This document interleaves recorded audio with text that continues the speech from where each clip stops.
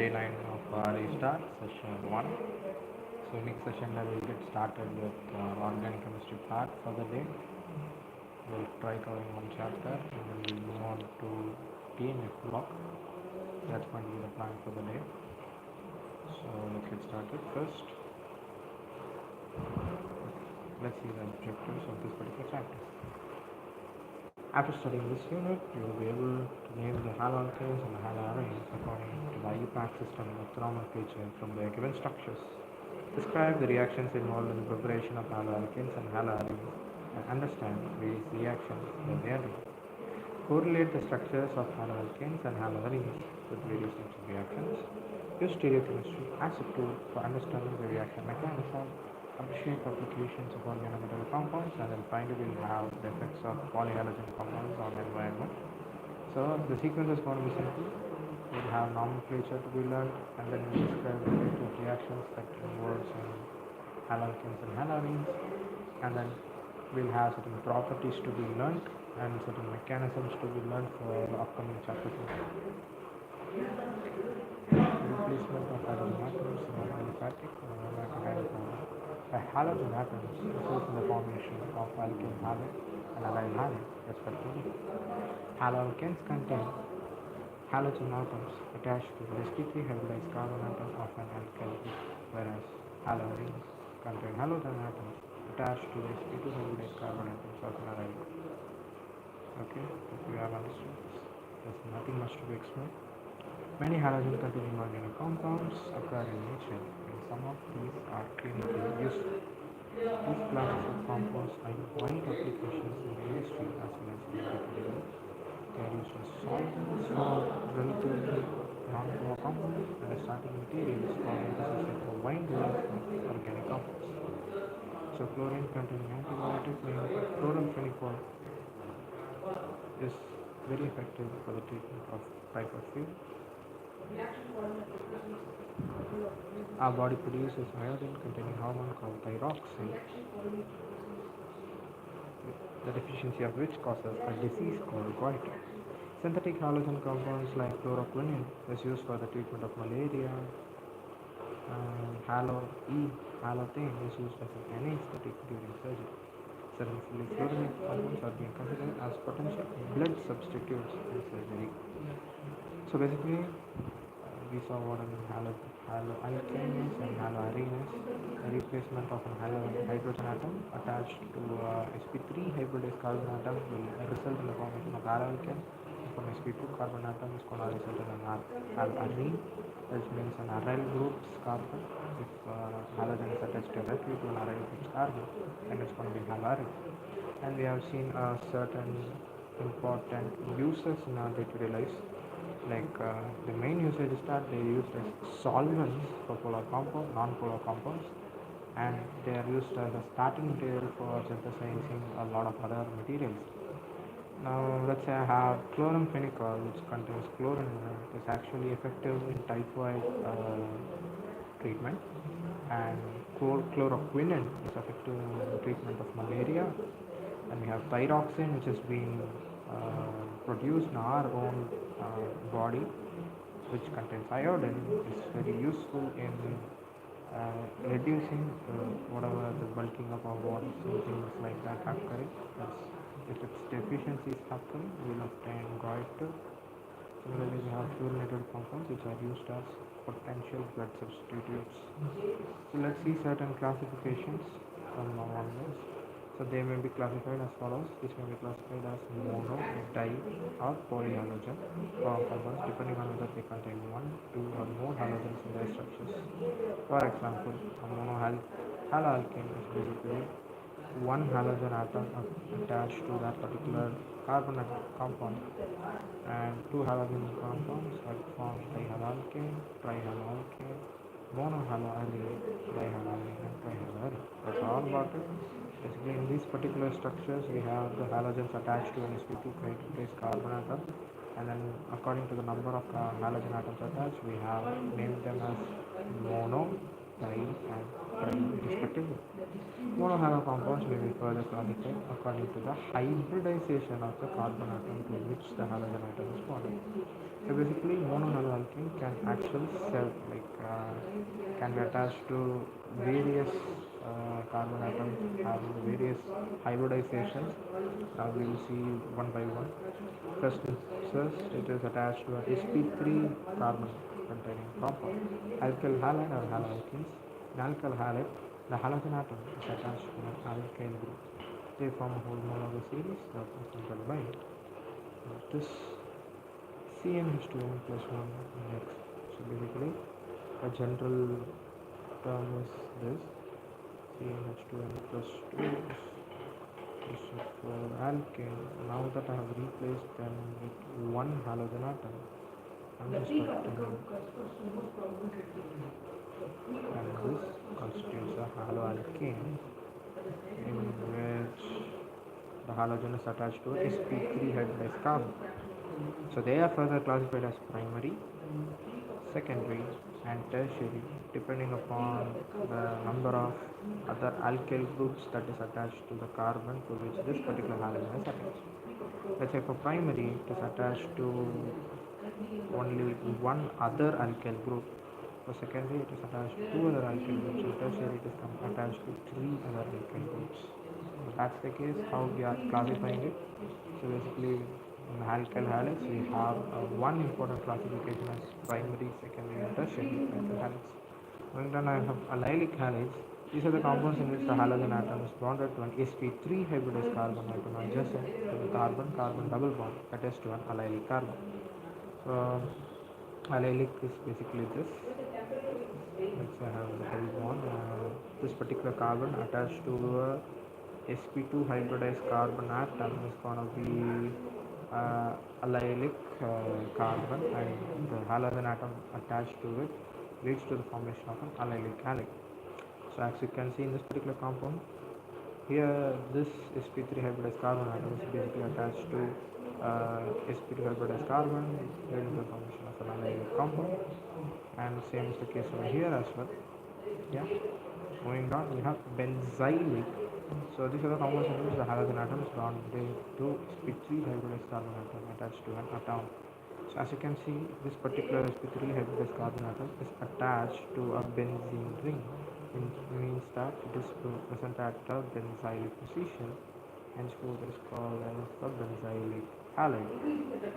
Moving on, we have the second classification, that's the sp2 carbon. So we have phenylic and arylic. If this particular halide is directly bonded to the carbon having sp2 hybridization, then it's going to be phenylic. And if it is directly attached to a benzene ring or an aryl group directly, then it's going to be an aryl halide.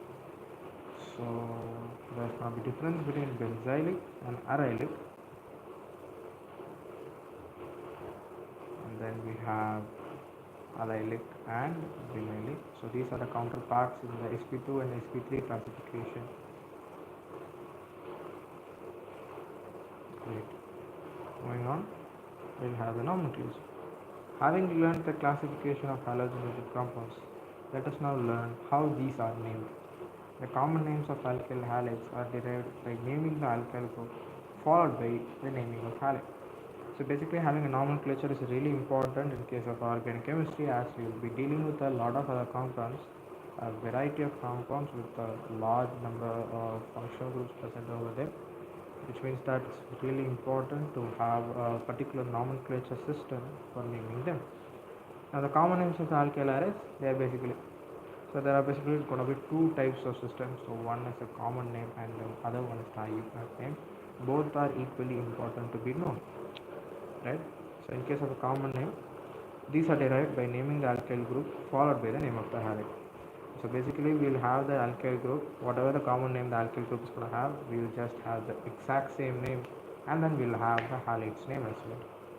In the IUPAC system, alkyl halides are named as halo-substituted hydrocarbons. So the hydrocarbon with the halogen substituted within them will show the name of halogen containing compound in an IUPAC system. For monohalogen substituted derivatives of benzene, common and IUPAC names are the same. For dihalogen derivatives, the prefixes ortho, meta, para are used in common system. But in IUPAC system, we have 1, 2, 1, 3, 1, 4 type of naming. So monohalogen is going to be the same. Dihalogen system is going to differ accordingly with ortho, meta, para or 1, 2, 1, 3 or 1, 4. We have two naming systems as well. Let's see certain examples over here. As you can see, there are 3 carbons.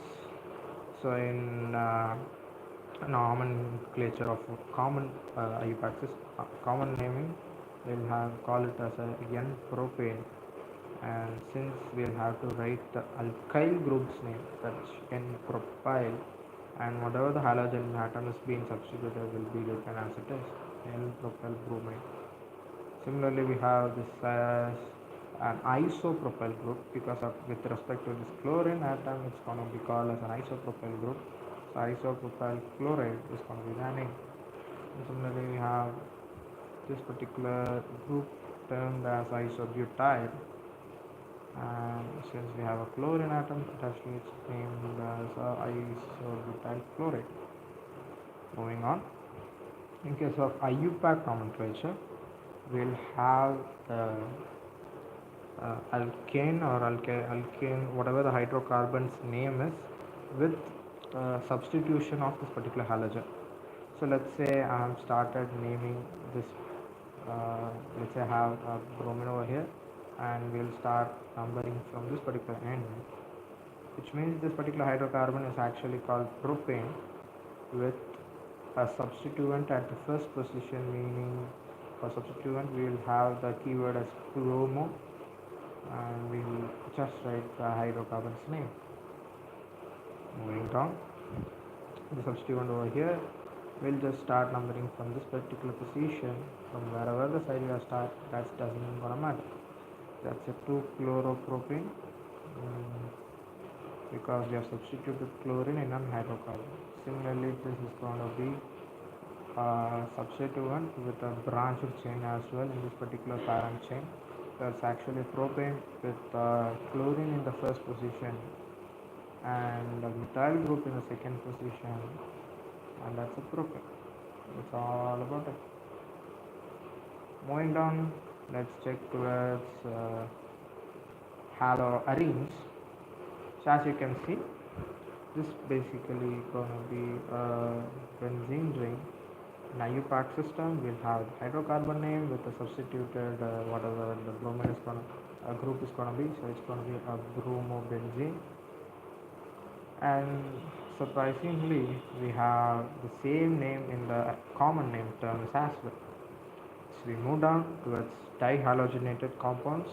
Let's say I have 2 bromines, one at meta position with respect to the other, which means that in common name nomenclature it's going to be meta dibromobenzene, whereas in case of an IUPAC nomenclature it's going to be 1,3 dibromobenzene.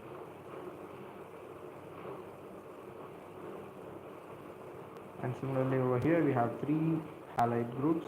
1,3,5 tribromobenzene is going to be the IUPAC name, and we have same tribromobenzene as the keyword for common name nomenclature. Going down, we'll see 2 more examples as well. In IUPAC naming, we'll just have this as 1-chloro 2,2 dimethyl propane. In case of this particular compound, it's going to be 2-bromopropane. So the dihaloalkanes having the same type of halogen atoms are named as alkylidene or alkaline dihalides. The dihalo compounds having both the halogen atoms are further classified as geminal halides or gem dihalides, and both the halogen atoms are present on the same carbon atom. So if it's gonna be whatever the dihalogen compounds we are gonna encounter, they are basically named as either as an alkylidene or it's gonna be named as alkaline dihalides. And if they are present on the same carbon, then it's going to be termed as a geminal dihalide. Geminal dihalide present on the same carbon. Going down, vicinal dihalides or vis dihalides as when named when they are present at the adjacent carbon atoms. In common name system, geminal dihalides are named as alkylidene halides and vicinal dihalides are named as alkaline dihalides. In IUPAC system, they are named as dihaloalkanes. Right? So as you can see, in IUPAC it's going to be normal, but in common name nomenclature we'll have certain extra terms to be remembered. As you can see, if the both halogen atoms are attached to the same carbon, it's going to be termed as gem, and if it's present in two adjacent carbons, it's going to be vicinal dihalide. Right? Let's see certain common names and IUPAC names of certain halides. So as you can see over here, we'll consider this alkyl group. Now this alkyl group is called secondary butane in terms of IUPAC, common nomenclature, and in IUPAC nomenclature we'll just take it as butane with substitution of chlorine at the second position, so it's going to be called a 2-chlorobutane. Right, moving on, we have a neopentyl group. So that's because there's a carbon with a bromine over here. So this particular alkyl group in the common name nomenclature is called a neopentyl group, and if in writing it in terms of IUPAC nomenclature, it's going to be 2, it's going to be 1 bromo 2, dimethyl propane. Right. Moving on, this is going to be tertiary butyl chloride. So as you can see, this is a tertiary butyl in terms of our normal common name nomenclature, and if I'm terming it in terms of IUPAC naming, it's going to be I think I can have this as the chain, which means there's 2 bromo 2 methyl propane. Right. So here we have a chlorine atom attached at the vinylic position, which means vinylic carbon with the halogen atom present over it will be termed as vinyl chloride, and normal terms it's going to be termed as chloroethene, because we are just going to substitute on an hydrocarbon. We'll just write the name of the hydrocarbon with the substitution of the halogen. Moving on, you have an allylic halogen atom attached at the allylic position, termed as allyl bromide, which are in IUPAC term it's called 3-bromopropene. Moving down, we have aryl toluene actually, in which the ortho position the chlorine is present, so it's called an orthochlorotoluene. And in normal terms, in IUPAC terms, it's going to be 1-chloro-2-methyl benzene. Right, or it can also be called as 2-chlorotoluene, because toluene is a common name and is accepted in the IUPAC nomenclature as well. Going down, I'm having a benzylic chlorine, which means it's called a benzyl chloride, and if we are naming it in terms of IUPAC nomenclature, it's going to be basically a chlorine and a phenyl group in the methane, chlorophenyl methane. And then we have CH2Cl2. Both the chlorine atoms are present in the same chlorine and same carbon, CH2Cl2, which means it's a this is name it back way. Term it as methylene chloride, dichloromethane. If this is the case, it's going to be trichloromethane called chloroform. The common term for chloroform is trichloromethane, and CHBr3 is bromoform, which is tribromomethane, and CCl4 is tetrachloromethane, which is carbon tetrachloride, and then N-chlorotyl chloride termed as 1-chloropropane. Okay. Now that we have certain questions to be answered, let's try answering them as well. So draw the structures of all the 8 structural isomers that have the molecular formula C5H11Br. Name each isomer according to the IUPAC system and classify them as primary, secondary, or tertiary bromine. So basically, I have been given with the term C5H11Br. Let me just check for the unsaturation.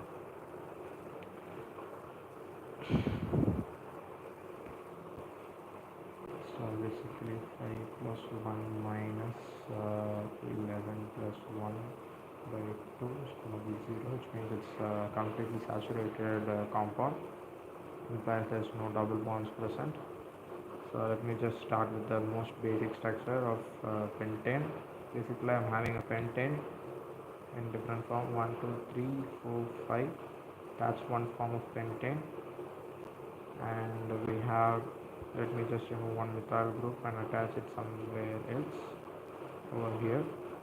So that's going to be another form, that's secondary pentane, something like that. And then we have all these two groups to be attached to this particular carbon, which means it's going to give me a neopentane. This neopentane is going to give me only one halogen type, one isomer, because substitution at every position is going to give me the same name. So this gives me one, and this is going to be a tertiary compound, and I think it is termed as 2-bromo-2-methyl propane. Now wait.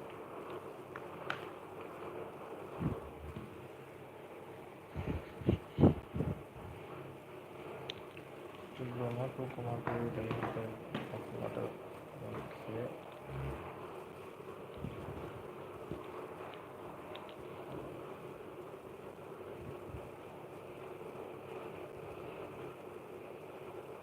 Okay, let's just get started.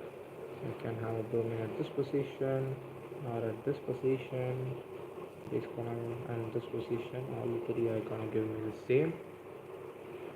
Okay. So for this particular bromine, it's gonna be 1-bromopentane. And for this particular bromine, it's going to be 1,2,2-bromopentane, and this is going to be, I think, 3-bromopentane. So the 2 and 3-bromopentane are basically secondary halides because they are attached to secondary carbon atoms. And then we have a 4-membered ring, 4-membered parent chain, with now substituting bromine at each position. Bromine substitution at this, and this is going to be same, and at this position it's going to be a different one. This is going to be different, and this is going to be different. So at this particular position, let's start. So basically it is 1-bromo-2-methyl butane, and then we have 2-bromo-3-methyl butane. Yeah, but we can do these structures. I'm not going to turn into this as they have given solution. I'm not just interested in doing this. Going down, we have the IUPAC names of the following. Okay, we'll have to give them the IUPAC names. Great. So we'll have to first check for the chain with the longest chain, and I think 1, 2, 3, 4, 5. That makes sense. And then we'll start with E, which means it's going to be 1, 2, 3, 4. At 4th position I have the bromine, and then we have pentene with the pent2E right over there. And similarly we have 1, 2, 3, 1, 2, 3, 1, 2, 3, 4. So this is going to be the longest chain with pentene at the first position itself, which means it's going to be 1, 2, 3, 3-bromo 2-methyl but1ene. So yeah, actually we have given over here as well, so that's not matter. Going down, we have 1, 2, 3, 4, 1, 2, 3, 1, 2, 3, 4, 5. I think this is fine. We'll start the numbering and over here 1, 2, 3, 4, 5. So it's going to be 4 bromo, 2, no, yeah, 3 methyl, pentene. Going down, we have 1, 2, 3, 4, 1, 2, 3, 1, 2, 3, 4, 1, 2, 3, 4. This is better actually. So it's gonna be 4 bromo. Wait a minute. Bromo 2 methyl butane. Okay. So basically we are using a lowest locant rule. And that's why I'm starting my numbering at this position. 1 bromo, 2 methyl butane. 1, 2, 3, 4. It's gonna be 1 bromo. Basically, both these are going to be substituents and there is no function groups over here, which means that I will have the lowest locant rule, and if I'm following that, say if I'm giving this guy the second position and third and fourth, and alternately if I'm giving this is first position and this is second and third, 1 plus 3 is definitely going to be less than 4 plus 2, which means that I'll go up with this particular nomenclature, and that's why I'm doing a 1 bromo, 2 butane, whatever. Then we have 1, 2, 3, 1, 2, 3, 1, 2, 3. So maximum number of carbons in a chain is going to be 3, and I will have to have everything in my chain.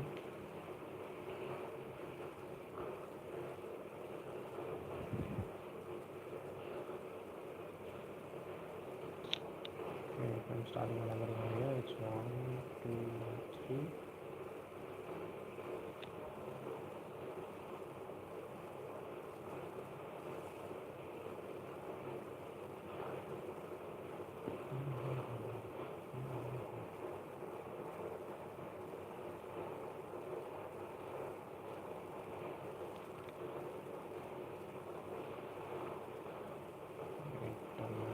What's actually happening over here?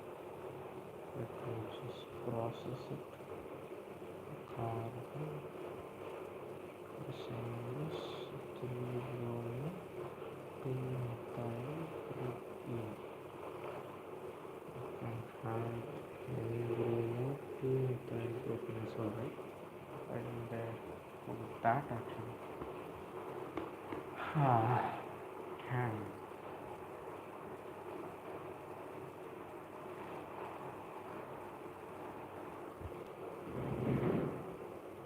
okay, fine. So write the structures of the following compounds: 2 chloro, 3 methyl pentane. So basically, let me just draw pentane: 1, 2, 3, 4, 5. Second position I'm having a chlorine, and third position I'm having methyl. This is 2 chloro, 3 methyl pentane. Okay, 1 chloro, 4 ethyl cyclohexane. First, let's draw the cyclohexane, and then we're going to substitute.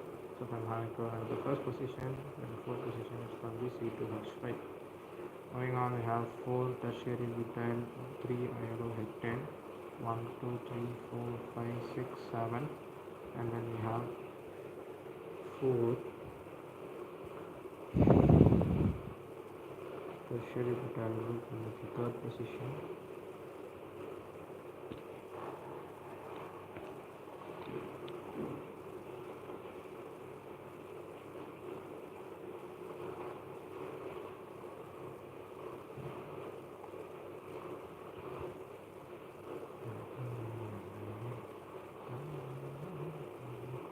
Come up with dibromo butane.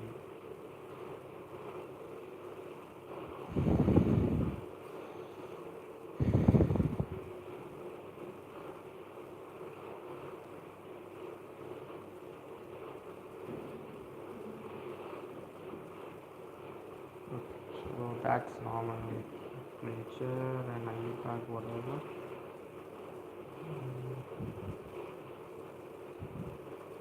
Just have a look at some more questions.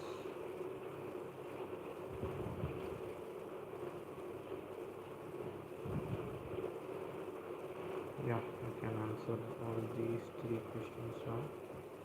So name the following halides according to IUPAC and classify themselves alkyl, allyl, benzyl, primary, secondary, tertiary, and or aryl halides.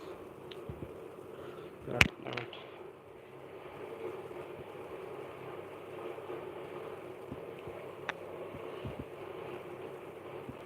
It would be better if I'm starting up with a new page.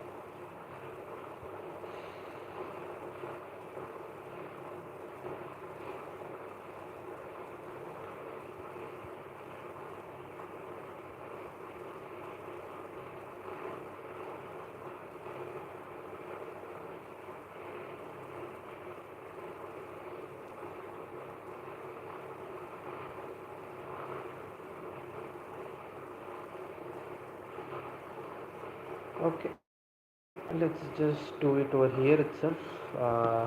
Basically carbon over here, with a chlorine over there, CH3, CH3, CH3. I think that's a compound.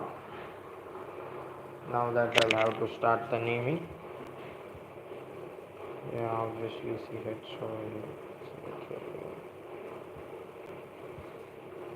So it's gonna be 2 chloro,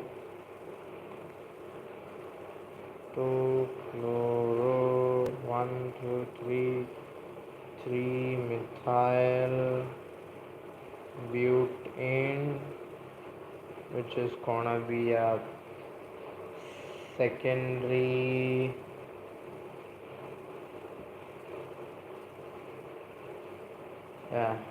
it's gonna be secondary halide with it's an alkyl as well, and it's alkyl, and there is no aryl or vinylic positions.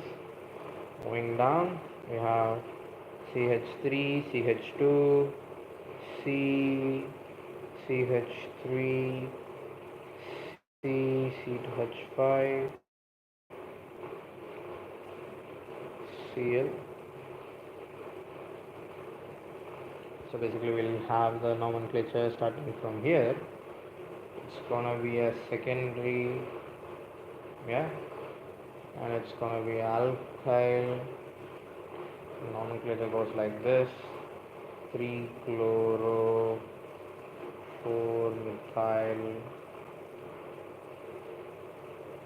6. It's gonna be 6 means hexane. Moving down, we have CH3, CH2, C, CH3 taken twice. So I'm just erasing it over here, creating clumsiness. CH3 taken twice, CH2I. it's gonna be a primary thing because it's attached to only one carbon, and it's gonna be alkyl, and it is one iodo, one iodo, 2,2 dimethyl butane, right?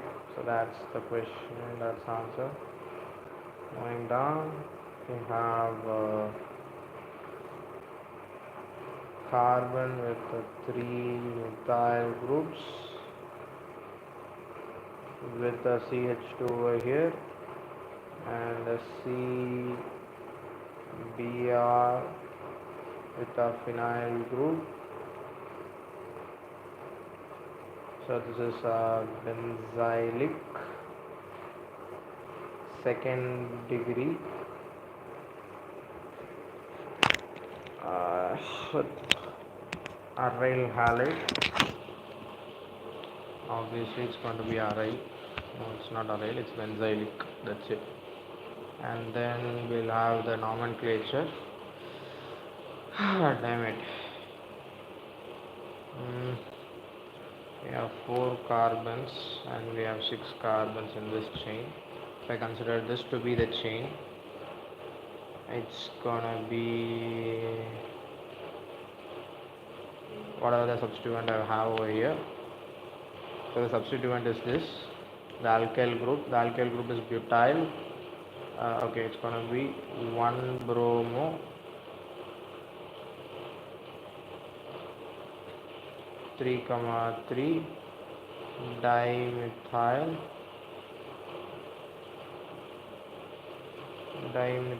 butane, dimethyl butyl benzene. I think it's gonna be something else. It's gonna be either this or it should be.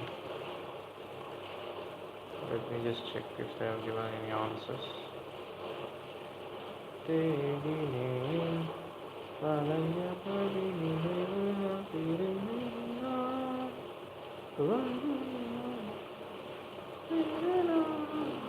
Okay, they're given in text question answers only. Fine.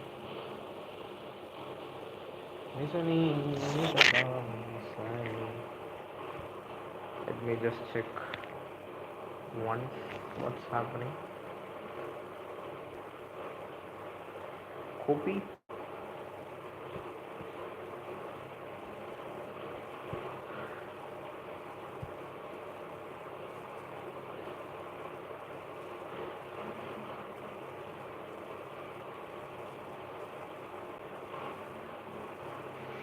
Okay, so phenyl should also be taken as a substituent, it seems.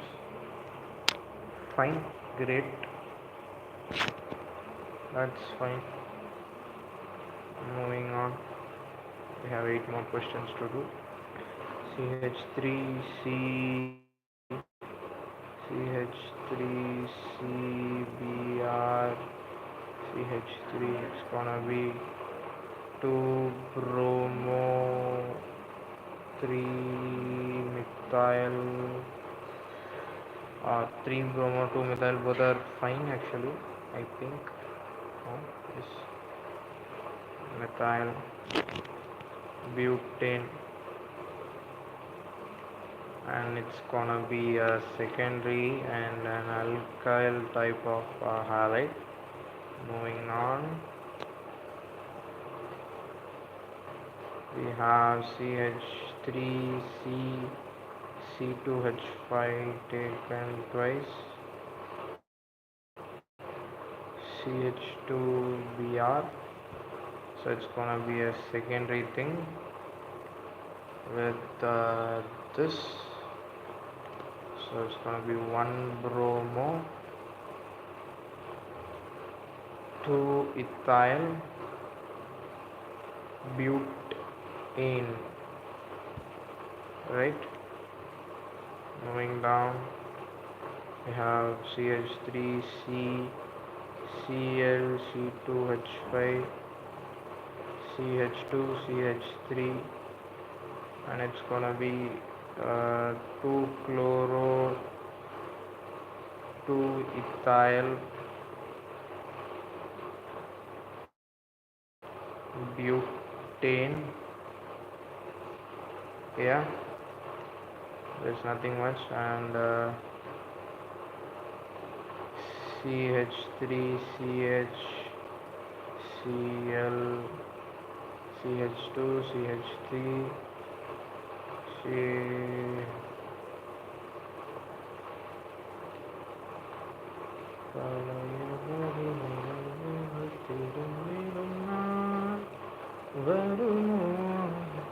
So basically we have two substituents and functional group. I think we'll have to start our numbering over here. So 1 2 3 4 5 6. So it's gonna be 4 chloro 2 methyl hex 4 ene.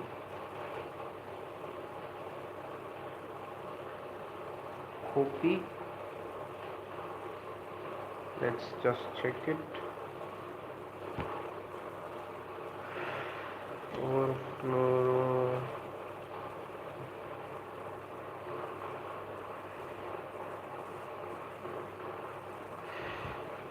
Okay, 3 chloro 5 methyl H2E. They have started the numbering lowest of controller. Okay, fine. So we have yeah, basically that's lowest of control because it's vinylic.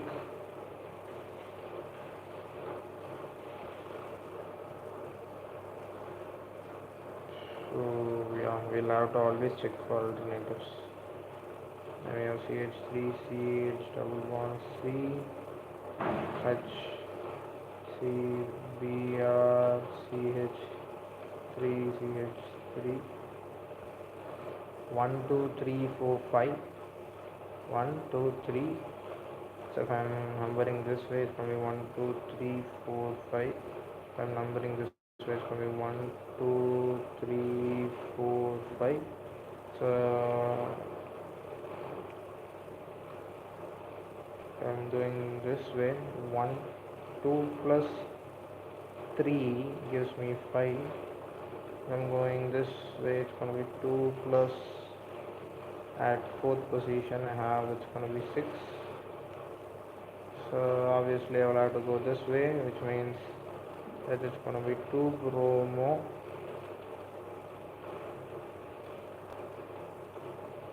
2 methyl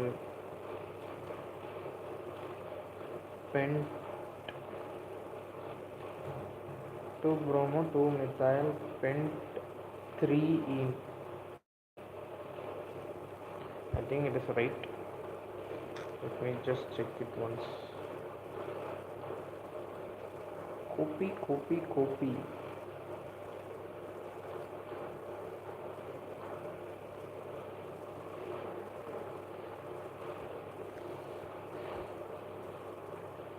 Four bromo. Oh my god.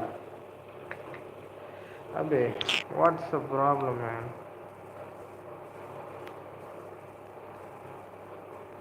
Okay, determination of root word. Select the chain having maximum number.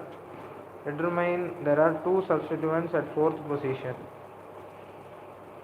which means that they are giving preference towards alkene. Okay. So substituent ene is given more importance. Okay, let's say have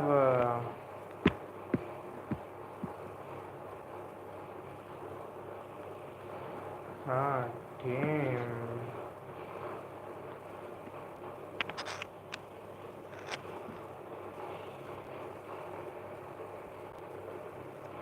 Okay, fine.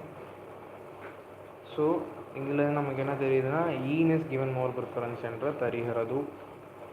And then we have parachloro C6H4 CH2, CH, CH6. Okay. C6H6, which means para position to this particular substituent of CH2, CH, CH3 taken twice with a chlorine at this position. That's what they're trying to say, right?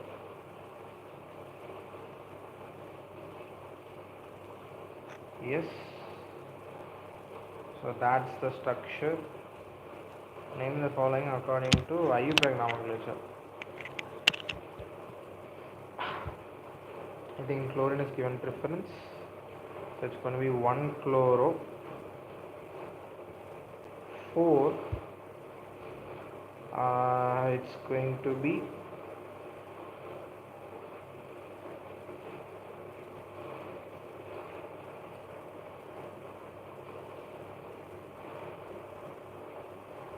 it's a propane, 2-methyl propane. It is written in bracket, 2-methyl propane benzene, or it should be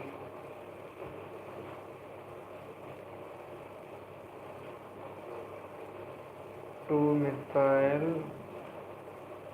1-chlorobenzyl propane. I'm definitely not sure about this question, so let me just check.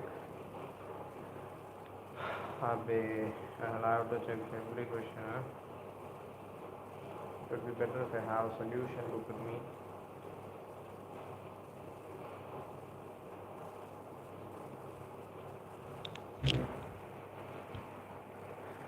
Yeah, actually we updated.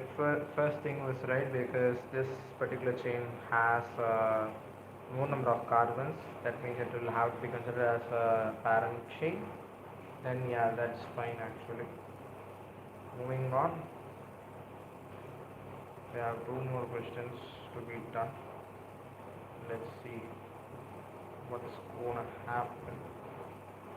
So at meta position I have chlorine in this particular benzene ring with CH2, CH3,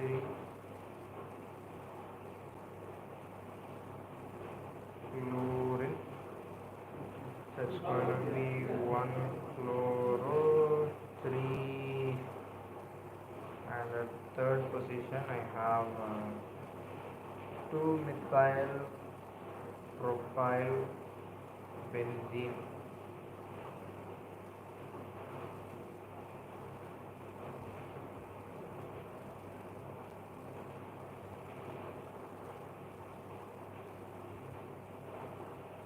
Orthobromo.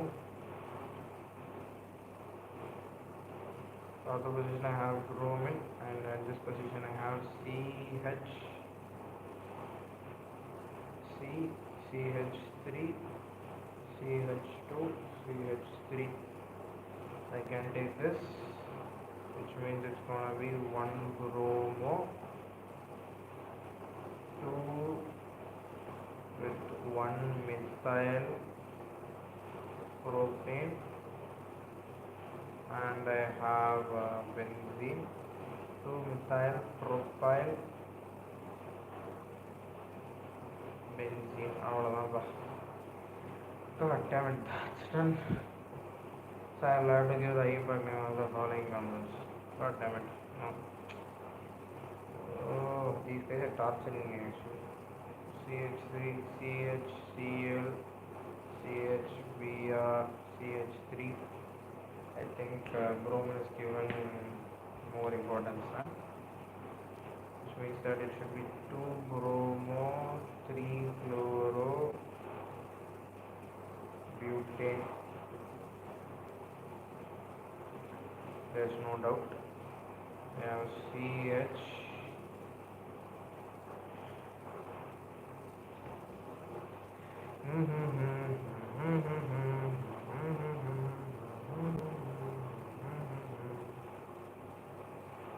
பழையபடி நினைவுகள் தீரும் நீரும் நாள் வரை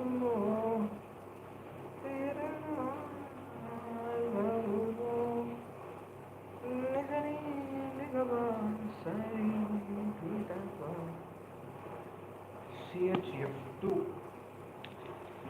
Um, Let me first try drawing the structure. Now what? Let's check for the H.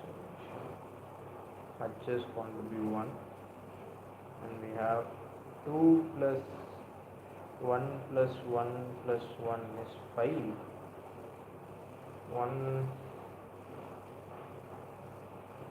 actually there is unsaturation, but I am not convinced. It's going to be 3 minus 1 plus 2 plus 1 plus 1 plus 1.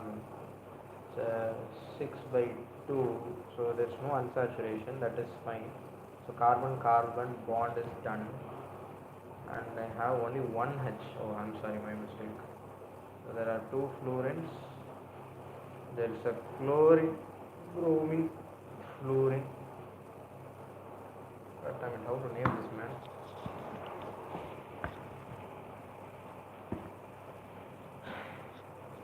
Let me just have a small break for just a moment.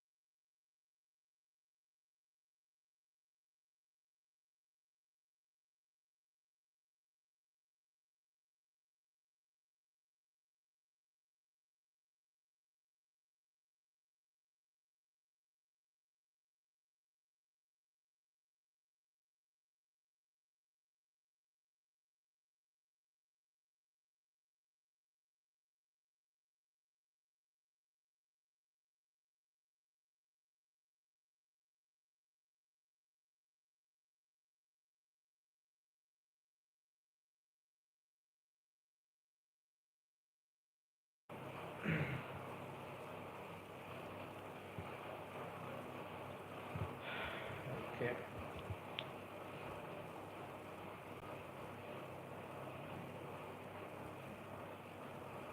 Moving on.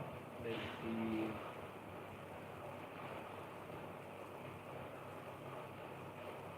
Yes. So halogen atoms are more electronegative than carbon. Therefore, carbon-halogen bond of alkyl halide is polarized. The carbon atom bears a partial positive charge, whereas the halogen atom bears a partial negative charge. As we go down the group in the periodic table, the size of the halogen atom increases. Fluorine atoms are smallest and iodine atoms are largest. Consequently, carbon-halogen bond length also increases from carbon-fluorine to carbon-iodine. Some typical bond lengths, the bond enthalpies and the dipole moments are given in table 6.2. Alkyl halides are best prepared from alcohols which are easily accessible. Alright, great. So we have been given certain bond lengths, their bond enthalpies and the dipole moments. So let's see certain methods of preparation. The hydroxyl group of an alcohol is replaced with halogen on reaction with concentrated halogen acids, phosphorus halides or thionyl chloride. Thionyl chloride is preferred because in the reaction of alkyl halide, along with gas, it is formed along with sulfur dioxide and HCl, which are the gaseous products that are escapable. Hence, the reaction gives pure alkyl halides. The reactions of primary and secondary alcohols with HCl require the presence of a catalyst, zinc chloride. With tertiary alcohols, the reaction is conducted simply by shaking it with concentrated HCl at room temperature.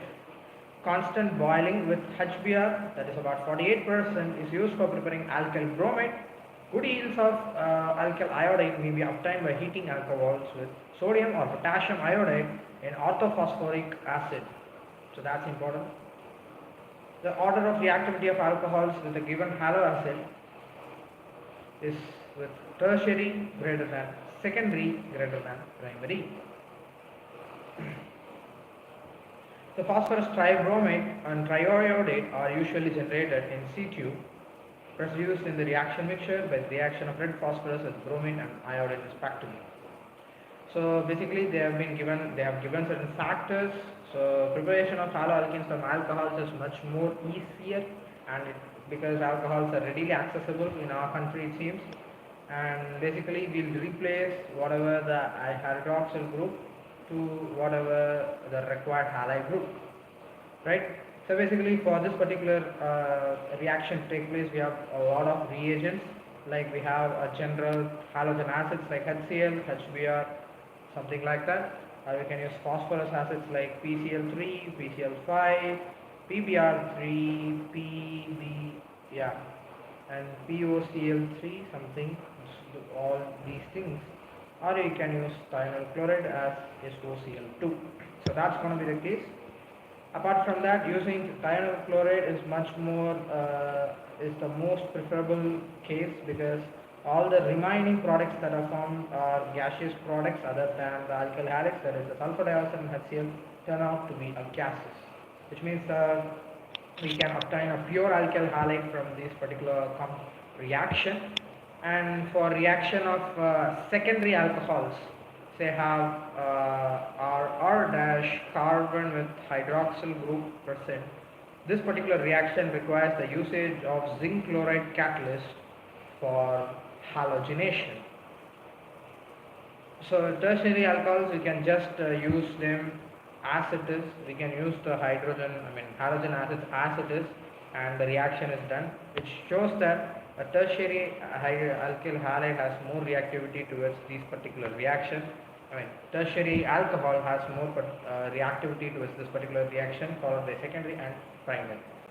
So good yields of iodide might be produced with sodium iodide or potassium iodide in presence of phosphoric acid, orthophosphoric acid, because orthophosphoric acid turns out to be a very good oxidizing agent. Okay, so let's see the general forms of these particular reactions. Let's say I have an alcohol upon reaction with HCl and ZnCl2 in presence of catalyst of ZnCl2, I am obtaining RCl with water precipitate. With an alcohol in NaBr and H2SO4, which is sodium bromide, or I can use potassium bromide as well, in presence of an acidic medium, yields me whatever the required halide along with sodium bisulfate and water precipitate. So sodium bisulfate is another important part to be noted in this particular reaction. And for reaction with PX3 type of compounds, we'll require 3 moles of alcohols to obtain 3 moles of alkyl halides. So basically this particular reaction proceeds this way. So let's say I have ROH, ROH and ROH. All these guys upon reaction with upon reaction with PX3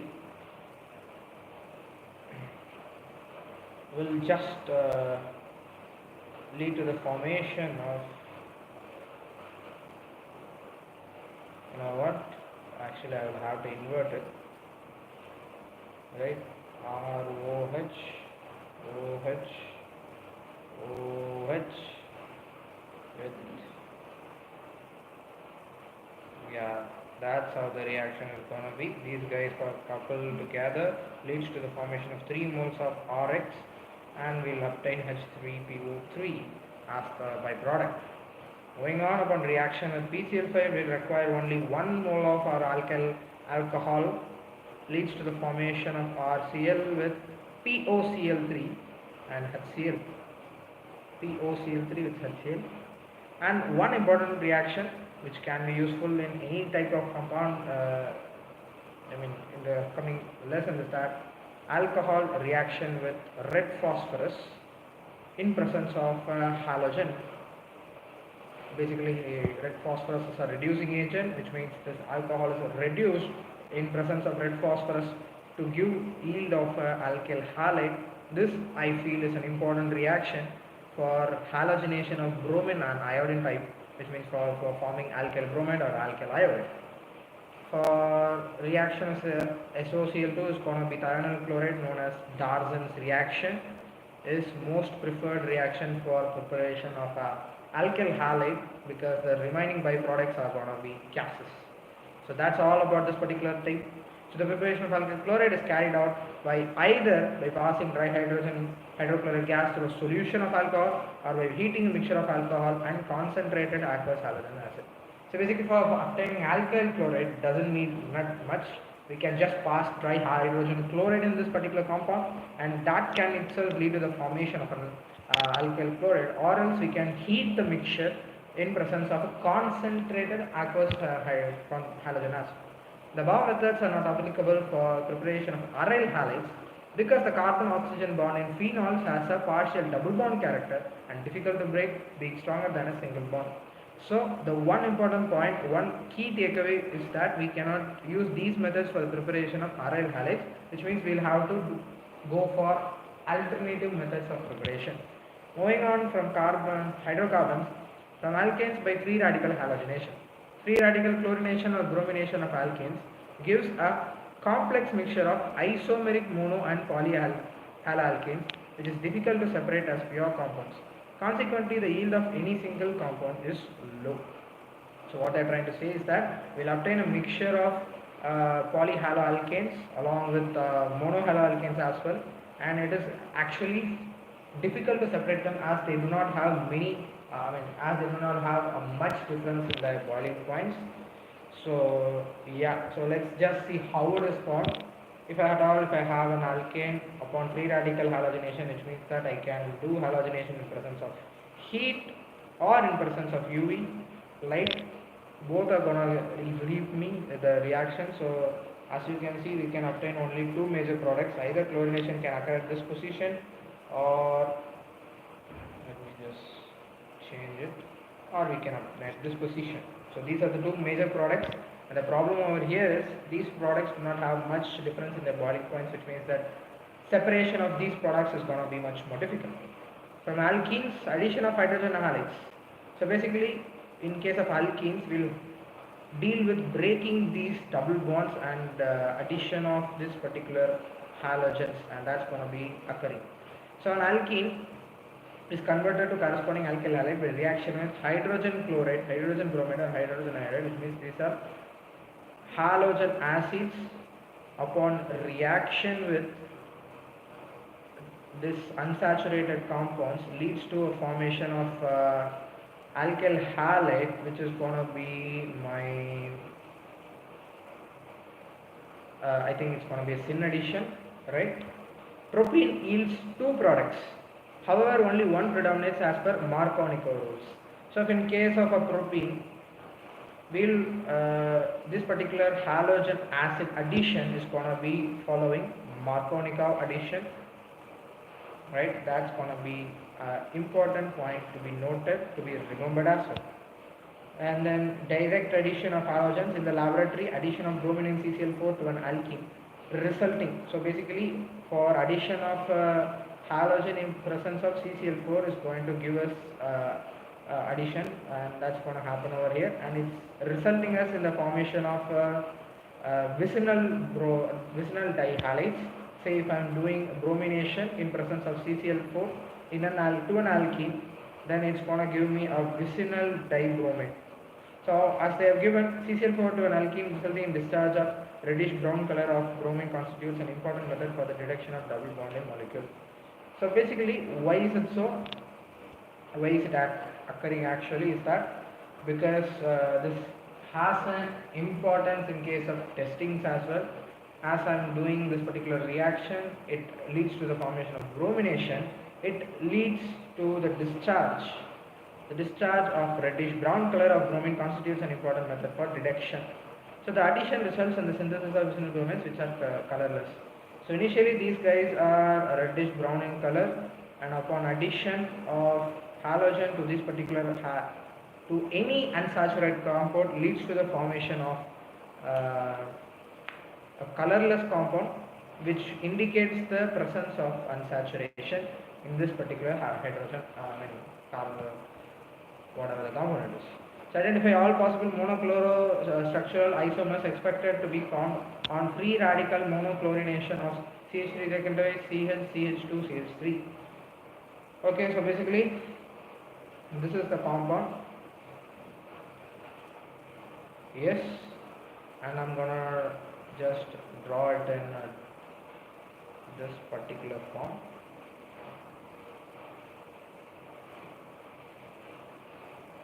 One, two, three, four, five, yeah, and it's gonna be a monochlorination is gonna be done. So let me just change the color. So it can be either done in this position, or it can be done at this position, or it can be done at this position, and it can be done either of these two positions. Both are going to give me the same things. And I have a stereo center here because it's going to be a chiral center where all the four different compounds are obtained at different, which means that it's going to be a 1 plus 2 plus 1 plus 1. That's 5 actually, with 1 R plus S enantiomeric pair. Right, moving on, halogen exchange. Alkyl iodides are often, so for preparation of iodides, we are basically using this particular reaction where we'll have a pre-existing alkyl halide, and then we'll use NaI in presence of dry acetone, leads to the formation of the replacement of that particular halogen with iodine, and that gives me the alkyl iodide, and this is what we generally term as the Finkelstein reaction. So Finkelstein reaction, the alkyl iodides are often prepared with the reaction of alkyl chlorides or bromides with sodium iodide and dry acetone. This is generally termed as a Finkelstein reaction. So sodium chloride and bromide are thus formed as precipitated in dry acetone. It facilitates the forward reaction according to Le Chatelet's principle. So whatever the precipitate we are obtaining is going to be precipitated in dry acetone, which means that it facilitates the forward reaction. The synthesis of alkyl fluorides is best accomplished by heating an alkyl bromide or alkyl chloride in the presence of a metallic fluoride. So in case of synthesis of alkyl fluoride, we have a special reaction named Schwarz reaction, where we'll have metallic fluoride containing compounds will be used, and in which we'll just replace the pre-existing halogen with this particular fluorine for obtaining our alkyl fluoride. So this is what we call as Schwarz reaction. For Schwarz reaction, basically I will use silver fluoride, mercurous fluoride, cobalt fluoride, or SbF3. So I think these are the major reactions in which we will obtain the formation of haloalkanes. Moving towards haloarenes, so these contain certain special reactions and special reagents to be used. Preparation of haloarenes from hydrocarbons by electrophilic substitution. So electrophilic substitution in the sense basically a species which is positively charged and requires the presence of an electron. That's what an electrophile is actually. And by making use of this particular electrophilic substitution, we are going to obtain our required haloarene. So let's say I have an allyl chloride and an allyl bromide. It can be easily formed by doing electrophilic substitution of arenes with chlorine and bromine respectively in presence of a Lewis acid. For electrophilic substitution, we always require the presence of a Lewis acid. Lewis acid is also one which can accept the para electron, which means that it can lead to the formation of disintegration of this particular bond, and this can be done, and upon reaction with the Lewis acid, it basically neutralizes this, leads to the formation of an electrophile. Now the electrophile is going to be our halogen. So this halogen is going to be substituted according to the groups that's present in a particular arene. So it can either be a ortho substituted product or a para substituted product in case of a donating type of tendency group present in the particular arene group, and it can be a meta substituted product, which is going to be minus, that means minus 8, that is withdrawing type of product, right? So the ortho and para isomers can be easily separated due to large difference in their melting points. Reactions with iodine are reversible in nature and require the presence of an oxidizing agent such as nitric acid or pyruvic acid to oxidize the HI formed during iodination. So basically what's going to happen in the case of iodine is that iodine reactions are reversible because these are very good reducing agents, which means that we have to have a presence of a very good oxidizing agent in place, so that whatever the reducing agents these are formed like HI will be basically oxidized and it will turn towards iodine, and that doesn't affect our reactions, and that's going to happen, right? Great. So fluorocompounds are not prepared by this method due to high reactivity. For fluorocompounds we have some other type of reaction. So when primary aromatic amine dissolved in this suspended in cold aqueous mineral acid. Cold aqueous mineral acid, as you can see, this particular reaction is carried out at a temperature of 0 to 5 degrees Celsius, which is really cold actually. So mixing the solution of freshly prepared diazonium salt with cuprous chloride or cuprous bromide results in the replacement of the diazonium. So basically this particular reaction is what we call as the Sand-Mays reaction, where we have the reaction aniline with sodium nitrate and presence of whatever halogen acid we have at very cool temperatures, that is at about 0 to 5 degrees Celsius. That leads to the formation of benzene diazonium halide. So this particular structure, இதோடைய பேர் வந்து benzene diazonium halide அப்படிங்கற சொல்வாங்க, right? So upon using appropriate reagents, we can obtain whatever the halogens to be substituted as we will. Say for example, I will have to substitute chlorine or bromine. Then what I am going to use is that with this benzene diazonium halide, I will mix cuprous chloride or cuprous bromide respectively to obtain the bromine substituted compound or chlorine substituted compound respectively. So replacement of the diazonium group by iodine does not require the presence of cuprous halide. So for iodine it doesn't need any presence of cuprous halide, and it can just be done by treating it with potassium iodide. So that's an important part to be noted. For iodine it does not require the presence of cuprous halide. So let's see certain reactions. Write the products of the following reactions. So as you can see, I have unsaturation over here with HBr present, which means that it's going to be a Marconi addition, where the bromination is going to occur at this particular position, and yeah, that's the product. That's it. That's all about it. And for HCl, it's going to be Cl at this position and HCl at this position by breaking the unsaturated bond. And if I'm using a given presence of peroxide, it's going to be following anti-Markovnikov addition. Anti-Markovnikov addition in the sense it's going to be hydrogen at this position and bromine at this position, both occurring at the same site. I'm just drawing it on the opposite side for my convenience. It's all about it.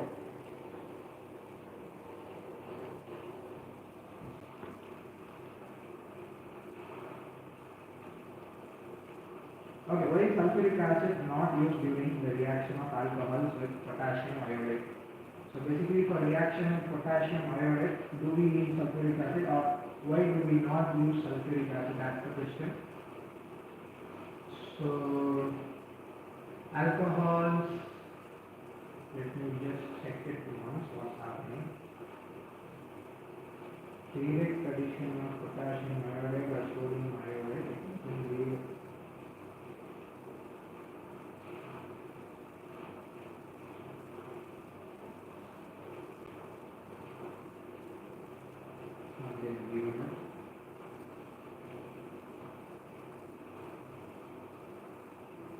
So sulfuric acid can be used along with potassium iodide in combustion because alkyl iodide has converts to potassium iodide to potassium acid. Potassium which is then oxidized by A2. So what happens is that general case scenario, if I am using potassium iodide in a condition of an alcohol or alkyl, it converts to corresponding acid as HI, and this HI is later on converted into I2. Okay, and if I am using sulfuric acid, this particular reaction cannot proceed as the reaction process cannot be done in presence of sulfuric acid, which is a very good oxidizing agent, which means it oxidizes HI back to whatever it was, and it leads to the reversibility of the reaction, and the product form is thus not obtained. Right? So sulfuric acid can be used along with potassium iodide in the conversion of an alcohol to an alkyl iodide, and it converts potassium iodide to corresponding acid, which is then oxidized by A2 form iodide.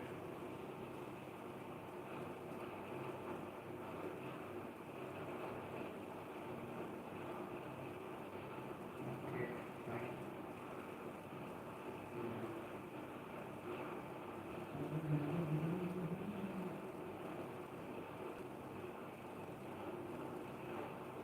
Alright, structures of different dihalogen derivatives of propane. So propane, dihalogen derivatives, which means that I can halogenate at this position. Okay, I can halogenate at this position. I can halogenate at this position. I can halogenate both at this position. These two the same, these two the same. And I can halogenate it, and yeah, I think that's the maximum amount of structures that they can obtain. Is there anything else possible? I don't think so. Yeah. Some of the isomeric alkanes of molecular formula C5H12, so pentane, 2, 3, 4, 5, this, that, 1, 2, yeah. I think that the one that photochemical coordination needs a single monochloride. A single monochloride is for neopentane. 3 isomeric monochlorides. So it's going to be neopentane. 4 isomeric monochlorides. It's going to be 1, 2, and this particular position is stereo center, and that secondary butyl chloride, and that's the structure. So now the structures of major monohalo products. As you can see, alcohol in presence of SOCl2 leads to the removal of the hydroxyl group and chlorine product over here. And HCl, we cannot have a direct reaction of OH because this particular OH is directly bonded to sp2 hybridized carbon. So the reaction is not on here. And yes, so here CH2Cl. And then we have nitrate, and I have Br2. So bromine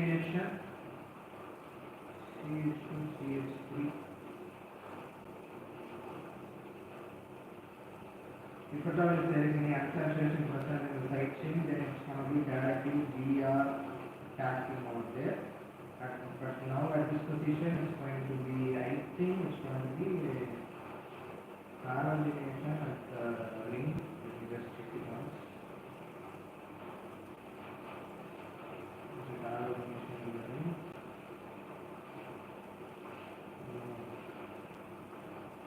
Okay, great. Okay, benzylic position. Fine, great. Fine, okay. So benzylic position. So for halogenation in the ring, it requires an appropriate Lewis base to be present for the formation of an electrophilic, right? அதாவது electrophilic substitution நடக்கணும்னா loose base presence இருக்கணும், அதான் இங்கே இல்லை. So benzylic பொசிஷனில் it's going to be free radical mechanism, right? I think this is the reaction over here, and for this particular reaction we have HI, and we have to use non-conical addition, and this is going to be single stage reaction going to the formation of CH3 CH2I, right? And this is going to be free radical mechanism, which means at the allylic position there will be bromination occurring. Okay, and for this particular reaction I have the iodine substituted at this particular, yeah, so there will not be any kind of whatever carbocation formation or something like that. So physical properties: alkyl halides are colorless when they are pure. So pure substance colorless. However, bromides and iodides, they have color when exposed to light. Many volatile halogen compounds have sweet smell. So if I have any volatile halogen compounds, then definitely it is going to have certain sweet smell, it seems. Talking about melting and boiling points: methyl chloride, methyl bromide, methyl chloride, and some chlorofluoromethanes are gases at room temperatures. So they are talking about the initial stages: methyl chloride, methyl bromide, ethyl chloride, CH2, CH3Br, and we have certain chlorofluoromethanes, it seems, like ClF, and these are the starting isomers of this particular reaction, and these are one of the gases initially. Higher members are liquids or solids.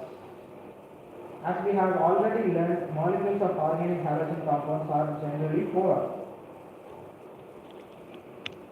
Molecules of organic halogen compounds are generally polar. Okay, it's due to the fact that carbon halogen bond is polarized due to greater polarity as well as higher molecular mass compared to the carbon intercarbon. The intermolecular process of attraction, that is the dipole-dipole interaction, the van der Waals are stronger in halogen derivatives. So as you can see in halogen derivatives, there is a presence of a polarized bond, which means that due to the polarity I can have a dipole-dipole interaction and van der Waals force, leading to the formation of greater intermolecular force of attraction, which means that these guys are going to have very high, these guys are going to be stronger, which means that it's going to require more amount of boiling point. That's why boiling point is required more nitrates are considerably higher than those of the hydrocarbons. So if I will be talking about the boiling points for alkyl halides, it's going to be higher. Why? It's due to the fact that the carbon halogen bonds are going to be polarized, and due to the greater polarity and higher mass of the compounds, there's going to be intermolecular forces of attraction such as dipole-dipole interaction and van der Waals forces, right? Yeah. So the only main key takeaway is that this. So the attractions get stronger as the molecules get bigger in size and have more electrons. Okay, so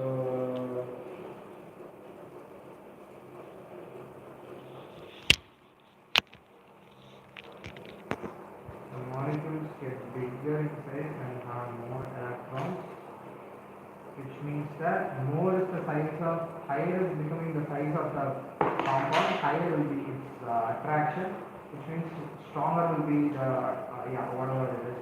So the background variation of boiling points of different halides is depicted in figure 6.1. For the same alkyl group, the boiling point of alkylhalics decrease. So if at all if I have the same alkyl groups, the boiling point will be highest for iodide and lowest for fluorine. It is due to the fact that increasing size and mass of halogen atom, magnitude of van der Waals forces increases. Obviously, it can accommodate a lot more amount of atoms together if the halogen present is going to be iodine. So yes, the increasing size and magnitude of van der Waals forces increases. Great.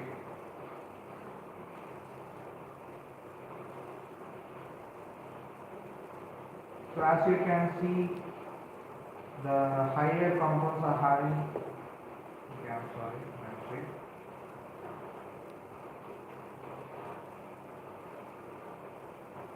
Okay, as you can see, the higher compounds are having higher boiling points and melting points.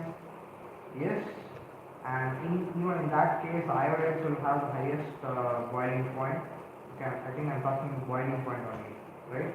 Because boiling point is something related to the melting point is something related to the crystal lattice. I think they will talk about that as well. So moving down, the boiling points of isomeric haloalkanes decrease with the increase in branching. So as you increase the branching, then obviously it is going to decrease, right? So as you can see, this guy is going to have the least, as this guy has the most branched structure. So boiling points of isomeric dihalobenzenes are very nearly the same. So if at all if I have dihalobenzenes and the para-isomers are high in melting point as compared to the ortho and meta, it is due to the symmetry of para-isomers that fits in the crystal lattice. Okay, this means talking about the crystal lattice structure, the para-isomer is going to have a very. So let me just have a glimpse. See, if I have a chlorine over here, and similarly a chlorine over here and chlorine over here. If I have to accommodate same structural units simultaneously arranged in a proper fashion, then it's going to look in a more symmetrical manner, as you can see. But here it's not going to be the same thing. A and B, as you can see, it's not that much symmetrical. I don't know how I will accommodate these guys. That's completely an observed, right? So which means the symmetry, due to the symmetry of para-isomers that fits in the crystal lattice better as compared to the ortho and meta-isomers, para-isomers are going to have more melting point. So I am talking about melting point here, okay? Fine. Boiling points are going to be the same. Melting point I will have to check for the crystal lattice. So that's a part to be considered. So as you can see, the boiling points are nearly the same values, and for melting point there is considerable differences, and for para it's going to be really higher to that as compared to that of ortho and meta derivatives. So the density, bromo, iodo and polychloro derivatives of hydrocarbons are heavier than water. The density increases with increasing number of carbon atoms, halogen atoms and atomic mass of the halogen atoms. So bromo, iodo and polychloro derivatives are heavier than water, which means that the density increases with increasing number of carbon atoms, halogen atoms and atomic masses of the halogen atoms. So density I don't think will have much importance. Going down, solubility, haloalkanes are very slightly soluble in water. In order to dissolve haloalkane in water, energy is required to overcome the attractions between the haloalkane molecules and break the hydrogen bonds between water molecules. Less energy is released when new attractions are set up between haloalkane and the water molecules, as these are not as strong as the original hydrogen bonds in water. As a result, the solubility of haloalkanes in water is low. However, haloalkanes tend to dissolve in organic solvents because the new intermolecular interactions between haloalkanes and the solvent molecules are much the same strength as one being broken to separate haloalkane and solvent molecules. So what I'm trying to say over here, generally if I'm trying to have a haloalkane in presence of water, in which there will be a lot of hydrogen bonding present, in the particular hydrogen bonding, if I'm breaking and trying to form a halogen oxygen bond, the amount of energy that's going to be released will be much lesser than what will be required for breaking hydrogen oxygen bond, which means that they are bodies slightly solid. So if I'm trying to write in terms of in a proper terms, in order to dissolve haloalkane, energy is required to overcome the attractions between the haloalkane molecules and break the hydrogen bonds between water. Less energy is released when new attractions are set up between the haloalkane and the water molecules, as these are not as strong as the original hydrogen bonds. As a result, the solubility of haloalkanes in water is low. However, haloalkanes tend to dissolve in organic solids because the new intermolecular attractions. So that's the case in water, but they do dissolve in organic solids because the intermolecular interaction between the haloalkanes and the solvent molecules have much same strength as that between the broken between the separate haloalkane and the solvent molecule. So that's the case. So arrange set of compounds in order of increasing boiling points. So in case of boiling point, more the branching, lesser is the boiling point. Higher is the weight, higher will be the boiling point. And higher groups are going to definitely have higher boiling point. Okay, they are given in bromoform. Bromoform is basically CHBr3, bromomethane, CH2Br, CH3Br, chloromethane, CH3Cl, which means that CH3Cl is definitely going to be less than CH3Br, and I have dibromomethane of CH2Br2. So I think more the halogens is that the case, more the halogens, more the boiling point is that the case.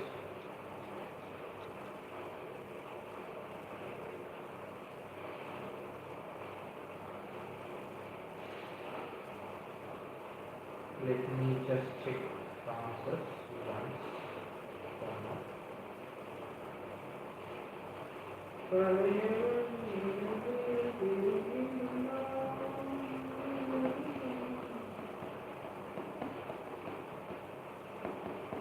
Okay, it is just dependent upon the molecular mass, and if at all if the molecular mass is higher, then obviously the reactions cannot proceed in the proper direction, and I'm sorry, if the molecular mass is higher, then obviously it's going to have a higher boiling point, right?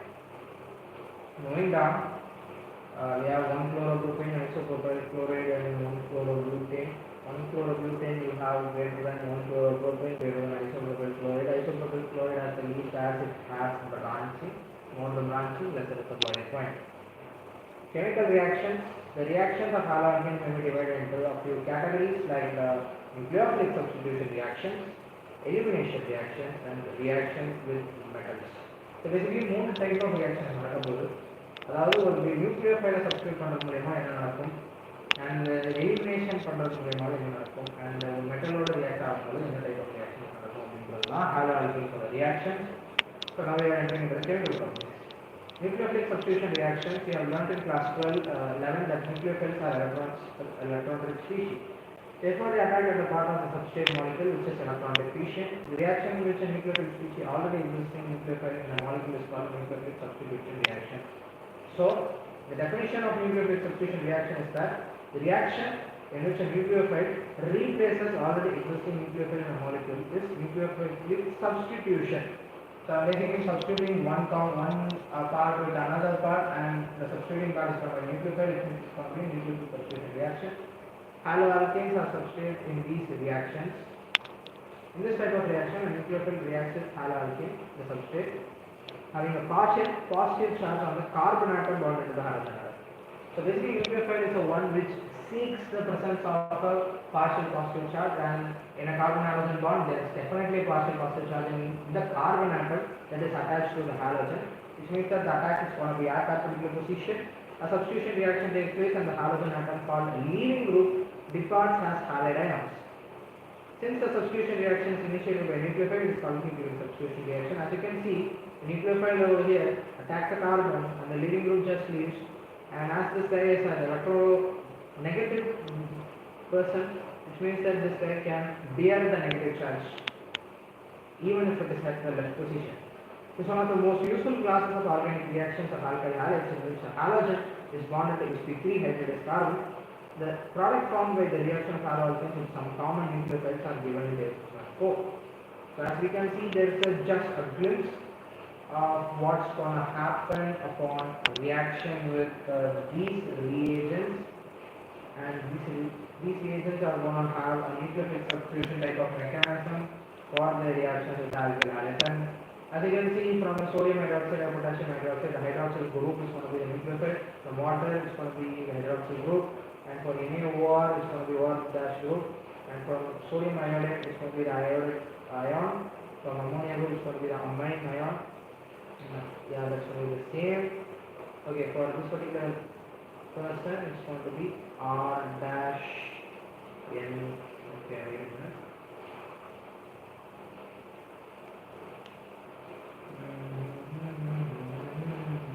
We'll just remove one. We'll just remove one hydrogen. That's it. And in this particular case, it's going to be removing two hydrogens. That's going to be a nucleophile. In this case, this is going to be a nucleophile. Yeah. In case of KCN, it's going to be C minus. And in case of AgCN, it's going to be NC, leading to the formation of isocyanate. And KNO2 is going to be ONO is going to be the nucleophile. In case of AgNO2, it's going to be the reverse. NO2 will be the nucleophile. And if I am having R dash C, that is salt of carboxylic acid salt, the R dash COO minus will be the nucleophile, leading to the formation of an ester. And in presence of LAH, which is reducing agent, the hydride ion will be the nucleophile. H minus will be the nucleophile, leading to the formation of an hydrocarbon. And if at all, if I have a Grignard reagent, the respective alkyl group is going to be my nucleophile. So let's see the respective products. Upon reaction of an alkyl halide with sodium hydroxide, with hydroxyl group being the nucleophile, leads to the formation of ROH, where X minus will be the leaving group. ROH is an alcohol, and similarly upon reaction with water as well. So alkyl halide, water reaction is going to give me an alcohol. NaOR is going to give me ether. Sodium iodide gives me alkyl iodide. Ammonia gives me a primary amine. Primary amine is going to give me a secondary amine. And the secondary amine is going to give me a tertiary amine. And with the tertiary amine, there is going to be no reactions. And from KCN, potassium cyanide, it's going to give me nitrile, which means cyanide, nitrile type of compound. And AgCN, it's going to give me an isonitrile. And with potassium nitrate, it's going to give me alkyl nitrite. So, ONO என்பது is nitrite. Okay. Remember KNO2O, and AgNO2 is going to give me nitrate, nitroalkane. Nitro group is attached to this particular carbon. RCOR leads to the formation of alkyl group. This is carboxylic salt reaction with alkyl halide, and LAH hydride ion leads to the formation of hydrocarbon, and finally an alkane will be formed by using the reagent. Right? That's the glimpse of what the reaction is going to be. So groups like cyanides and nitrates have possess two nucleophilic centers and are called ambidentate like nucleophiles. The nucleophiles which possesses two nucleophilic centers are called ambidentate nucleophiles. Example is the cyanide, where both carbon and nitrogen both can act as a nucleophilic center, or we can have NO2, where the nitrile part or the oxygen part both can act as a nucleophile. Actually, cyanide group is a hybrid of two contributing structures, and therefore they can act as nucleophile in two different ways. As you can see, this structure and this structure are resonating between each other, which means that this is basically okay, that's how the reaction is going to be. That is the linking through the carbon atom resulting in alkyl cyanides, and nitrogen atom leads to the isocyanate. Similarly, nitrite ion, NONO double bond O, represents an ambidentate ligand with two different points of linkages ON double bond O. The linkage through oxygen results in the alkyl nitrite. So basically, as I said, the oxygen linkage leads to the formation of alkyl nitrate. Through nitrogen atom, it leads to the formation of nitroalkanes. And how are these okay இது எல்லாமே வந்து பேசிட்டோம் அது எப்படி நடக்க போகுது அப்படிங்கிற ஒரு மெக்கானிசம் தெரிஞ்சுக்கிறது வந்து ரொம்ப ரொம்ப அவசியம் so before that we have an example question over here. Haloalkanes react with KCl to form alkyl cyanates as a main product with AgCN forms isocyanates as the chief product. Explain. So basically KCl is predominantly ionic, provides cyanide ions in solution. Although both carbon and nitrogen atoms are in position to donate their electron pairs, the attack takes place mainly to carbon atom and not to a nitrogen atom. Since carbon-carbon bond is more stable than carbon-nitrogen bond, however, AgCN is mainly covalent in nature and nitrogen is free to donate electron pair forming hydrogen. So basically KCl is going to be disintegrated into K plus and C and minus where the negative charge is going to be present on carbon. I mean there are actually two resonating structures, but the formation of a carbon-carbon bond is more preferable as it's going to be more stable. But in case of AgCN, the silver bonded with carbon is basically going to be a covalent bond, which means that here we do not have an electron, a negative charge present, but we definitely have an electron pair present over the nitrogen, which is going to attack the alkyl halide and leading to the formation of isonitride. Okay. So let's see the mechanism. Substitution nucleophilic bimolecular, that is SN2 reaction. The reaction between methyl chloride and hydroxide ion to lead methanol and chloride ion follows the second order kinetic, that is the rate difference from the concentration of both the reactants. So basically if I am having a hydroxyl group in presence of a methyl chloride, there will be a presence of a transition state where I will have all the non-reacting species in a single plane, that is it leads to the formation of sp2 hybridization. sp3 hybridization is forced to become sp2 hybridization with the 5 bonds coordinated in a single instance, and the leaving group leaves, and then finally I am obtaining an inverted product where an inversion product as such. In solid phase represents the bond coming out of the paper, dash is okay fine. The other reaction can be represented diagrammatically. As you can see, this reaction, if I am considering this to be an umbrella at initial position, after reaction it has been inverted, which means that it is representing an inverted umbrella, causing an inversion. So an SN2 reaction will always lead to the formation of an inversion. So it depicts a bimolecular nucleophilic substitution reaction. The incoming nucleophile interacts with the alkyl halide, causing the carbon halide bond to break, and new bond is formed between the carbon and attacking nucleophile. Here it is carbon-oxygen bond formed between the carbon and hydroxyl group. These two processes take place simultaneously in a single step and no intermediate form. As the reaction progresses and the bond between the incoming nucleophile and the carbon atom starts forming, the bond between carbon atom and the leaving group weakens. The bond between the carbon atom and the leaving group weakens. As this happens, the 3 carbon hydrogen bonds of the substrate start moving away from the attacking nucleophile. In the transition state, all the 3 carbon hydrogen bonds are in the same plane and attacking the leaving nucleophiles are partially attached to the carbon. As the attacking nucleophile approaches closer, the carbon hydrogen bonds still keep on moving in the same direction. Still, the attacking nucleophile attaches to the carbon and leaving group leaves the carbon. As a result, the configuration is inverted. The configuration of the carbon atom under attack inverts in much the same way as an umbrella is turned inside out and caught in a strong way. This process is called the inversion of configuration. In the transition state, the carbon atom is simultaneously bonded to the incoming nucleophile on the outgoing leaving group. So as you can see, the carbon atom is simultaneously bonded in the transition state between the nucleophile and outgoing leaving group. Such structures are unstable and cannot be isolated. This is in the transition state, carbon is simultaneously bonded to 5 atoms. Basically, this transition state is bonded to 5 atoms. That's all about it. Let's see the configuration. What does the configuration mean? The spatial arrangement of functional groups on carbon is called its configuration. Right? So as you can see, the structures of A and B, this particular structure where bromine, chlorine, iodine and hydrogen are present in this particular fashion. And here you can see the bromine, chlorine, iodine are present in this particular fashion. These are 2 structures of the same compound. They differ in the spatial arrangement of the functional groups attached to the carbon. Structure A is a mirror image of B. We say the configuration of A is a mirror image of configuration of carbon structure B. When down, since this reaction requires approach of the nucleophile to the carbon bearing the lead group, the presence of bulky substituents are on or near the carbon atom have a dramatic inhibiting effect. Of the simple alkyl halide, methyl halides react most rapidly.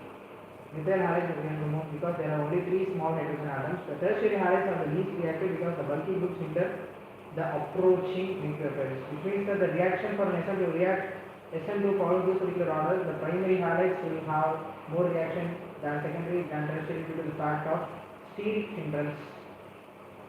Okay, great.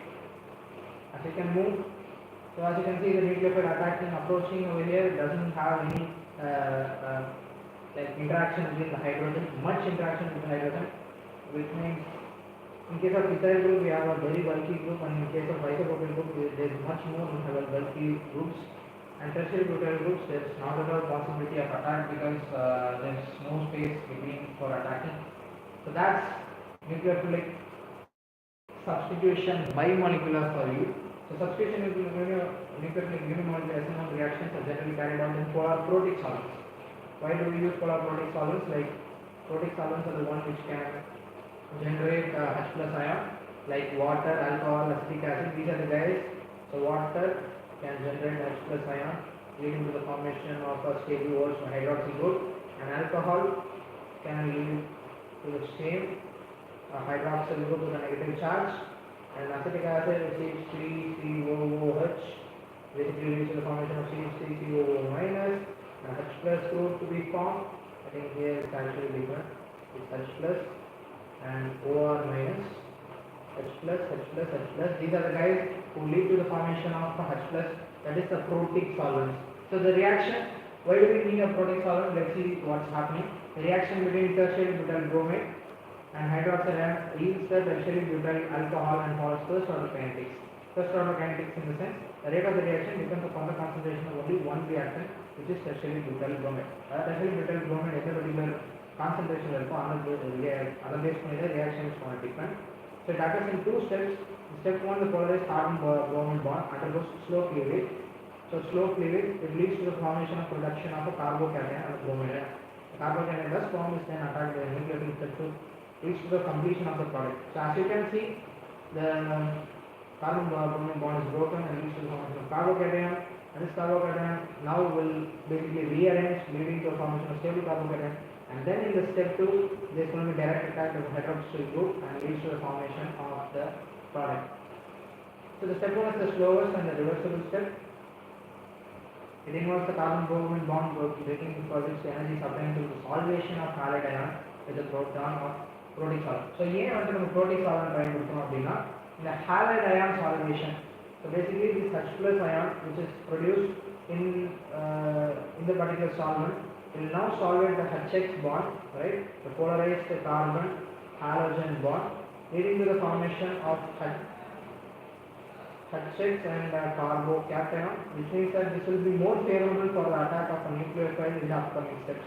So that's why we have been using this and writing it in a better sense. The energy required for breaking of this particular carbon bromine bond is obtained through the solution of halide ion with the proton of the protic solvent. Since the rate of reaction depends upon the slowest step, the rate of reaction depends only on the concentration of alkyl halide. As you can see, the concentration of solvent doesn't matter. What all we need is only the presence of this particular bromide presence, which means that it's going to depend completely upon this step, and this is going to be the slowest step. As we have seen in chemical kinetics, the rate of the reaction can be given only from the slowest step of the reaction, as its presence is really important for the reaction start. Further, greater the stability of the carbocation, greater will be the formation from the alkyl halides, faster will be the rate of the reaction. In case of alkyl halides, tertiary alkyl halides undergo SN1 reaction very fast because of the high stability of tertiary carbocation. So SN1 reaction, tertiary alkyl halides will have a better reactivity, which is the fact that it can easily stabilize the carbocation form through all the three alkyl groups present over this particular carbocation. In some of the order of the reactivity, for SN2 reaction, tertiary halide will have the least reactive, whereas for SN1 reaction it will have the most highest reactivity. So for the same reason, allylic and benzylic halides show reactivity towards the SN1 reaction. So finally, why have we studied this? Because if I have an allylic halide or a benzylic halide, its reaction towards SN1 will be more stable because the carbocation form will be stabilized through resonance. So as you can see, this particular allylic halide upon breaking is basically showing a double bond positive charge resonance. More the resonating structure, more stable will be the intermediate. So the intermediate form will be more stable in case of an allylic for SN1 type of reaction, and same will be the case for SN1 of allylic benzene or benzylic, whatever it is. So as you can see, if I am having a carbocation present over here, the double bond the carbocation present is, yeah. So for a given alkyl group, the reactivity of the halide Rx follows the same order in both the mechanism. So mechanism பொறுத்தவரைக்கும் இந்த கொடுக்கப்பட்ட ஹாலைடாக இருந்தாலும் the iodide is going to have the most reactivity. It's going to be due to a simple factor. The negative charge is basically more stabilized in the iodine group as compared to a fluorine, which means that the leaving group tendency, more the leaving group tendency, higher will be the reactivity. That's all about it. So let's see certain questions over here. So the following pairs of halogen compounds which would undergo SN2 reaction faster. So this one will undergo SN2 reaction faster because it is bonded with a carbon that's not sterically hindered, and it's basically sp3 carbon, right? And it's not sterically hindered, and its reaction from the back side is going to be much more simpler as compared to this particular guy, as there are two groups blocking the reactivity. And iodine is going to have more reactivity for a given alkyl group because iodine will be a good leaving group. Okay, so predict the order of reactivity of the following compounds is SN1 reaction and SN2 reaction. Okay, SN1 and SN2, 4 isomeric bromobutane. So 1, 2, 3, 4, so bromine. So that's one case.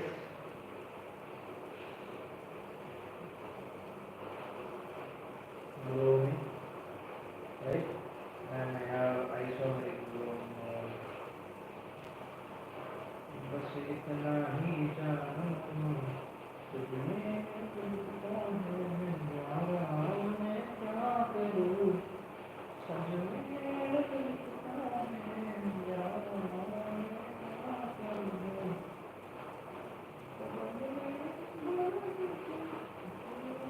Okay, fine. They've asked us to predict the reactivity towards SN1 and SN2. Let's first talk about SN1. Right? As soon as I remove these guys,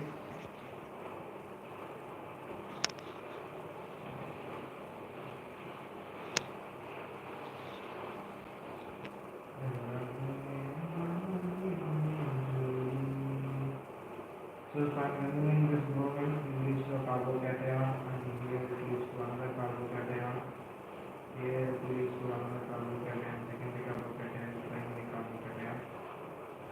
So as you can see, this guy will be the most stable guy, as you can see over here as well, and this will be the second most stable guy, and this will be the third, and this will be the fourth most stable guy, right? And in case of SN2, it will be exactly as reverse the reaction at this particular position. The backside attack is going to be much more easier for this bromobutane as compared to that of the most stable structure in SN1. That's all about it. So after two primary bromides, the carbocation divided okay. Okay, we have another reaction over here. So basically CH2Br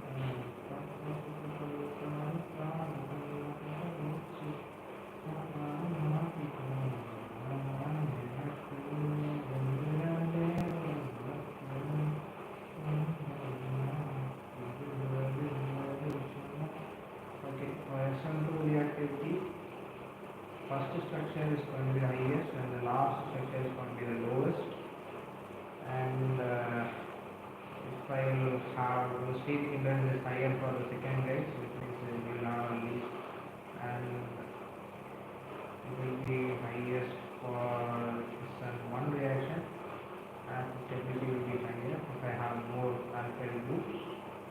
Okay, that's the case for SN2.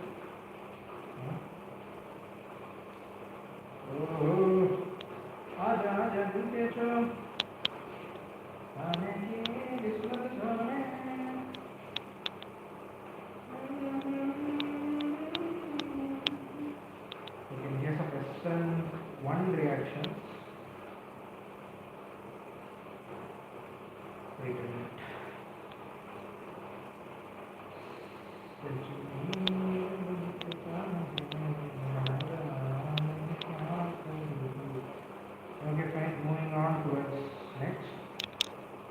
have stereochemical aspects of nucleophilic substitution reactions, right? So in order to understand the stereochemical aspects of substitution reactions, we need to learn some basic stereochemical principles and notations. So first stereochemics எப்படி தெரிஞ்சுக்கணும் அதாவது nucleophile ரியாக்ஷன்ஸோட stereochemical aspects பேசணும்னா first stereochemistry என்ன தெரியணும் அது related terms என்னன்னு தெரியணும். So first things first, let's talk about certain terms like optical activity, chirality, reduction, inversion, and resonation. The plane of polarized light produced by passing ordinary light through a nickel prism is rotated when it is passed through the solution for certain compound. Such compounds are called optically active compounds. So what are optically active compounds? The plane of plane polarized light produced by passing an ordinary light through a nickel prism is rotated and it is passed through solutions of certain compounds, and these are called optically active compounds. So this is the definition for optically active compounds. The angle by which the plane polarized light is rotated is measured by an instrument called polarimeter. If the compound rotates the plane of the plane polarized light to the right, the clockwise direction, is called a dextro-rotating compound. So dextro means right rotating, and that is it's a small d form.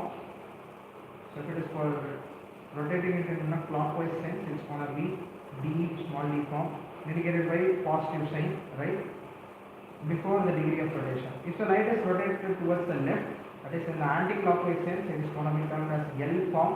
L form is actually denoted by minus sign, negative sign, and the degree of rotation. Okay. Such positive and negative sign isomers of a compound are called optical isomers, and the phenomenon is termed as the optical isomerism. So basically, these plane polarized lights can actually be rotated by certain compounds who are called actively optical compounds, which have two isomers. One is the D form, small d form, the other one is the smaller form. Both of these are called optical isomers, and so we have a certain molecular asymmetry, chirality, and enantiomers. Okay, let's see what they are. The observation of Louis Pasteur that crystals of certain compounds exist in the form of mirror images laid the foundation of modern stereochemistry. அதாவது என்ன சொல்கிறாங்கன்னா, சில compound வந்துட்டு அதோடைய mirror இமேஜோட presence ஆகும் சில compounds இருக்குது அப்படின்ற சொல்கிறாங்க. So he once stated that the aqueous solutions of both the types of crystals show the optical rotation equal in magnitude for solution of equal concentration but opposite direction. So if at all if there is presence of a compound, let's say I am having this particular compound whose mirror image, there is also compounds existing in this form. Both these compounds taken in equal concentrations will show the exact same degree of rotation but in opposite direction. We believe that this difference in optical activity is associated with the three-dimensional arrangement of the atoms in the molecules called the configuration.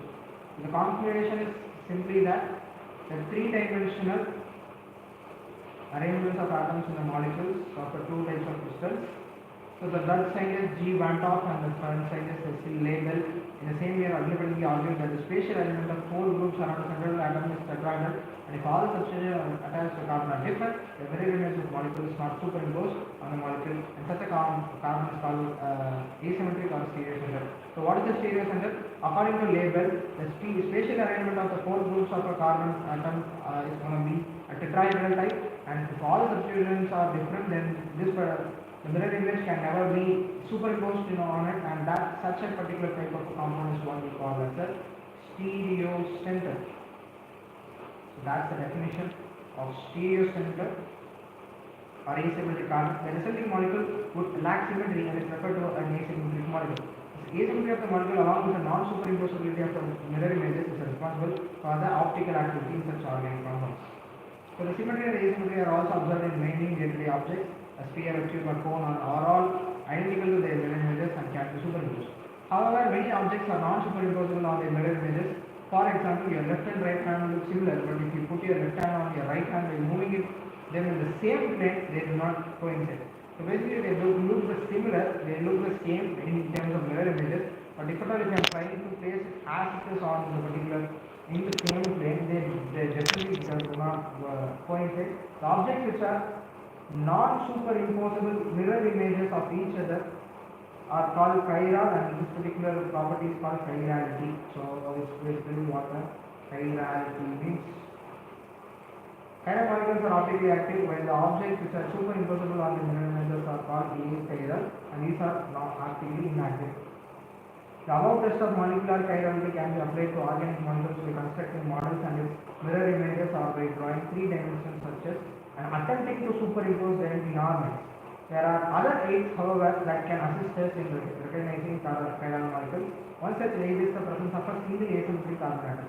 So the presence of a single asymmetric carbon atom can definitely lead to the formation of a chiral atom, which means an optically active center. So let us consider two simple molecules, propan 2-ol, butan 2-ol, and their mirror images.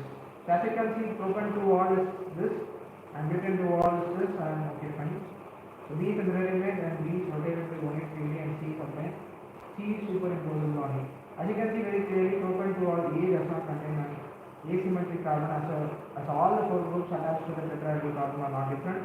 We rotate the mirror image of this particular B by 180 degree and try to overlap the structure C with structure A. B structure completely overlap, which means that propan 2-ol is achiral. அதாவது ஒரு particular காம்பவுண்ட்ல chiral centre இருக்கா, அதாவது ஒரே ஒரு chiral centre இருந்தா அப்போ கண்டிப்பாக it will be a chiral compound. Chiral compound means definitely it's going to be optically active. Optically active are those compounds which have a mirror image which is non-superimposable. Yes, that's it. So as you can see, E is mirror image of D, and as I am rotating E, I am getting F, but F is not superimposable, which means that butan 2-ol, as you can see, it has four different groups attached to the tetrahedral carbon and is expected it is chiral. Some common examples of chiral molecules are such as 2-chlorobutane. So 2-chlorobutane, as I can draw 1, 2, 3, 1, 2, 3, 4, and in this position.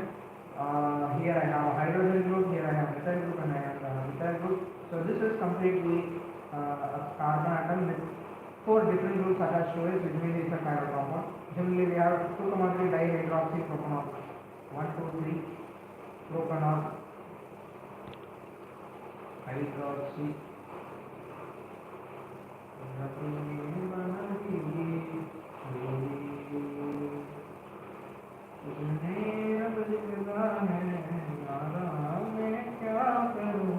The stereoisomers related to each other as non-superimposable mirror images are enantiomers. Allow the stereoisomers which are mirror images but are non-superimposable are called enantiomers.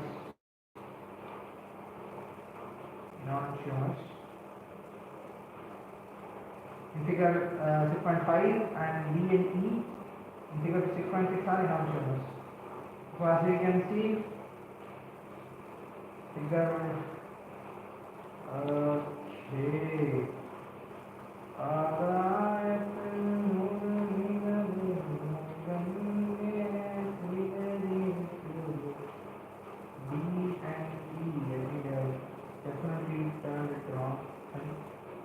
So the enantiomers possesses identical physical properties, namely melting point, boiling point, refractive index. They only differ with respect to the rotation of the plane. So in the compounds they just differ with respect to the rotation of plane polarization. One of the enantiomers is extrarotatory, the other will be levorotatory. However, the sign of optical rotation is not necessarily related to the absolute configuration of the molecule. A mixture containing two enantiomers in equal proportions will have zero optical rotation. So a mixture containing two enantiomers in equal proportions will have zero optical rotation.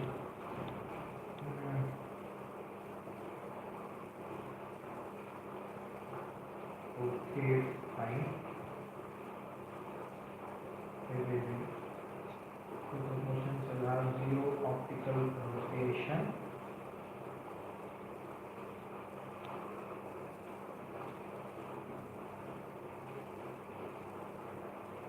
Okay, such a mixture is known as a racemic mixture or racemic modification. Okay, fine, great. A racemic mixture is represented by prefixing D or L or plus or minus before the name. For example, plus minus butan 2-ol. The process of conversion of enantiomer into a racemic mixture is known as racemization. Okay, fine. So basically, the process of conversion of an enantiomer into a racemic mixture is called what we call as a racemic mixture, the racemization.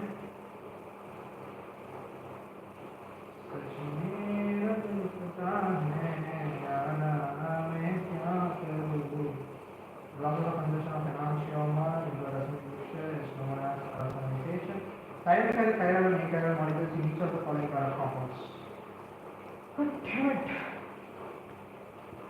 So as you can see, this is a chiral compound as all the four groups present in the tetrahedral carbon is different. This is achiral, this is chiral, and this is achiral. As you can see, the two alkyl groups attached to the tetrahedral carbon are same, and this particular compound is chiral, and this is achiral as they have two hydrogen type. The carbon has two hydrogen attached to it, which means that it's going to be achiral. And then we are entering into retention. Let's see what retention of configuration means. The retention of a configuration is the preservation of the spatial arrangement of bonds to the asymmetric center during a chemical reaction or transformation. So the retention is basically it is the preservation of the spatial arrangement to an asymmetric center during the chemical reaction. So chemical reaction நடக்கும்போது அந்த spatial அரேஞ்ச்மென்ட்ல எந்த ஒரு டிஃபரன்ஸுமே இல்லாம same spatial arrangement நடந்தாலும் it is going to be a retented configuration. So generally for during reaction no bond to the stereo center is broken, this product will have the same general configuration. So அதாவது ஜெனரலா வந்து ஒரு stereo சென்டர்ல எந்த ஒரு bond பிரேக்கிங்கும் நடக்காம reaction on the obviously reaction is going to be having the same stereo center. The product will have the same stereo center and the configuration is going to be the same. Such a reaction is said to proceed with the retention. Consider as an example the reaction that takes place with -2 methyl butane 1-ol. Is heated with concentrated hydrochloric acid. So basically the OH bond is broken upon heating with hydrogen bonding to this, and chlorine will basically substitute at this particular position, and this will lead to the formation of a +1 chloro 2 methyl butane. It's important to note that the configuration of the symmetric center in this reactant the product is same. The sign of the optical rotation of change in the product. This is so because the two different compounds with the same configuration at the same asymmetric center may have different optical rotation. So அதாவது two different compounds with configuration same. Configuration same தான்ப்பா. இது வந்து D-ஆ இருந்தா அதுவும் D-ஆ தான் இருக்க போகுது என்றாலும் அதோடைய ப்ராடக்ட்ல இருக்கிற like presence of carbon atoms போன டிஃபர் அப்படின்னா கண்டிப்பா it is going to have a difference in the extents of rotation. So one may be dextrorotatory while the other may be levorotatory. Levorotatory is negative sign, dextrorotatory is positive sign, but they will have the same configuration. Let's see what is the meaning of inversion and configuration. So there are three outcomes for a reaction at an asymmetric carbon atom when a bond directly linked to an asymmetric carbon atom is broken. Consider the replacement of group X by Y in the following reaction. So as you can see, in this particular reaction I am reacting X in terms of Y and I am replacing X with Y. As you can see the reaction. Okay, in the particular first scenario I am obtaining a product A which has the same configuration. The configuration has been retained, so retention has occurred. Now let's say I will change the color. In this particular set I have difference in configuration, which means the retention is not being covered. So if A is the only compound obtained, the process is called retention of configuration. Note that the configuration has been rotated in A. If B is the only compound obtained, the process is called inversion of configuration. Configuration has been inverted in B. If a mixture of A and B is obtained, the process is called racemization. So basically A நடந்த மூலமா எந்த ஒரு மாற்றமும் நடக்கல, just X வந்து Y replace பண்ணுது. I mean Y வந்து X replace பண்ணுது, and this is going to give me a retention in configuration, and this is going to give me an inversion in configuration. If both are occurring in the same 50-50 scenario, the product is optically inactive as one isomer will rotate the plane polarized in the direction opposite to another. Now let us have a fresh look at SN1 and SN2 mechanisms by taking examples of optically active alkaline. Okay, now that we have seen all the necessary terms to be noted, we can proceed into what are SN1 and SN2 reactions. So in case of optically active alkyl halides, the product formed as a result of SN2 mechanism has an inverted configuration.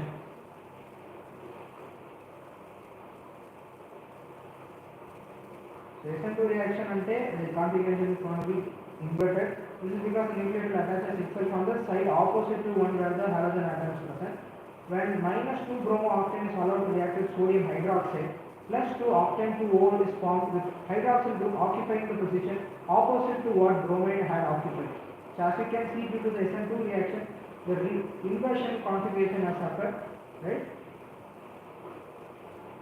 Just SN2 reaction, SN2 reactions of optically active halides are fundamentally different. So if I have an optically active halide, then definitely it's going to be an inversion configuration if I have an SN2 reaction. In case of optically active halides, SN1 reactions are accompanied by racemization. So SN1 reaction racemization நடக்கும் ஏன்னா ரெண்டு ப்ராடக்ட்ஸ்மே form ஆகும் ஒன்று வந்து it's going to be the retention and the other one is going to be the inversion configuration. Both the products are occurring simultaneously in presence of a optically active compound only.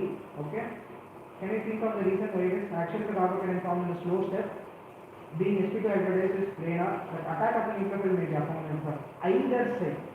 So the slow step பார்க்கும்போது நம்மளுடைய carbocation form ஆனது it can have attack on both sides, right, which means that the reaction can occur either on the upper side of the plate containing all the remaining unreacted species or on the lower side, which means that it can have either a positive rotatory compound or a negative rotatory compound, same configuration, retention in configuration or inverted product. So both occurring simultaneously, if they have 50-50 possibility, then definitely it's going to lead to the formation of a racemization. Right? Great. So one having the same configuration attaching on the same position as a halide, and the other having the opposite configuration, the hydroxyl attaching on the side opposite to the halide. This may be illustrated by the hydrolysis of optically active 2-bromobutane, which results in the formation of plus minus butane over. Great. Okay, now that we have seen nucleophilic reactions, SN1 mechanism, SN2 mechanism, what is retention configuration, inversion configuration, chiral center, chiral molecule, achiral molecule, mirror images, enantiomers, impossibility, superimpossibility, non-superimposable, and and retention configuration with respect to SN1 and SN2 reaction, and what are nucleophilic substitution reactions. எல்லாமே பார்த்துட்டோம். And we have one more thing to be noted. The location of alpha and beta carbon in a molecule. Carbon and its halogen atom is directly attached is called the alpha carbon, and the carbon adjacent to this carbon is called the beta carbon. So if I have a halogen compound, the carbon attached directly is going to be the alpha carbon, this one is going to be the beta carbon, and this one is going to be the gamma. Elimination reactions, when an haloalkane with beta hydrogen atom is heated with alcoholic solution of potassium hydroxide. So now find out the product is going to be alcoholic solution, which means that there is going to be a elimination occurring. If at all, if I have to have alkane with beta hydrogen atom is present. So there is a elimination of hydrogen atom with the beta carbon and halogen atom from the alpha carbon. As you can see from this reaction, there is alpha carbon having the halogen atom and the beta carbon. If at all, if there is a hydrogen present, in presence of alcoholic potassium hydroxide solution, I am just going to have elimination occurring. As you can see, a base is attacking, removing this particular hydrogen. The halogen is going to leave as a leaving group, leading to the formation of a neutralization. It's a salt, and I'm going to have the elimination reaction if I'm using alcoholic solution. As a result, an alkene is formed as a product. Since beta hydrogen atoms involved in elimination, it is often called beta elimination. So since the alkene formed is due to the elimination of beta hydrogen atom, hence it is called a beta. Okay. If there is possibility of formation of more than one alkene due to the availability of more than one beta hydrogen atoms, usually one alkene is formed as a major product. Otherwise, more than one alkene formation possibility is on the particular alkene now will be major. The one will be major will have predominancy. So these form part of the pattern first observed by the Russian chemist Alexander Steinzer, also known as Steinzer, who in 1845 formulated the rule which can summarize that in D-negative halogenation reaction to preferred products is that alkene which has a greater number of alkyl groups attached to the double bonded carbon atoms. That D-negative halogenation the preferred product என்னவா இருக்கும்னா a greater number of alkyl groups attached to the doubly bonded carbon atoms. So that's bromopentane, 2-bromopentane gives pen-2-E as a major product. As you can see, 2-bromopentane. So pentane with bromination, and I am doing this particular elimination in presence of alcoholic solution, which means that OH minus can take up. Okay, so the bromine atom over here can either have elimination of this particular product or this particular elimination. Both are equally possible. I mean both are present, both are possible, but the one which has more alkyl groups attached to it will be preferred over that. As you can see, the more alkyl groups are present, which means that that's going to be preferred compared in comparison with this particular carbon. Elimination versus substitution. A chemical reaction is the result of competition. It is a race that is won by the fastest runner. A collection of molecules tend to do by and large what is easiest for them. சொல்லுவோமா A collection of molecules tend to do by and large what is easiest for them. An alkyl halide with beta hydrogen atoms when reacted with a base or a nucleophile has two competing routes. It can either have substitution or an elimination reaction. Substitution can occur in SN1 mechanism or SN2 mechanism. Which route will be taken does depend upon the nature of the alkyl halide, strength and size of the base of the nucleophile, and the reaction conditions. So, நேற்று பார்த்த மாதிரி size, whatever the alkyl halide that's being present, and whatever the nucleophile that's going to attack, and that's size and that's strength, and the reaction condition, அதாவது whatever the solvent we are using. இது எல்லாத்தையும் base பண்ணி தான் எந்த root இருக்க போகுதுன்ற விஷயம். Thus, a bulky nucleophile is preferred to act as a base and abstract a proton rather than approach a tetravalent carbon atom and vice versa. So, bulky nucleophile. Similarly, a primary alkyl halide will prefer SN2 reaction, a secondary halide will SN2 or elimination depending on the strength of base or nucleophile, and a tertiary halide will definitely lead to SN1 or elimination depending on the stability of the carbocation or the more substituted alkene. So, as you can see, elimination can occur if there is the presence of a bulkier nucleophile. So, bulkier nucleophile for nucleophile substitution is going to be difficult, hence it will take up the substitution type of reaction. Something like that will occur according to the reaction conditions, and yes. So, we will have a break now and then we will move on towards reaction with metals.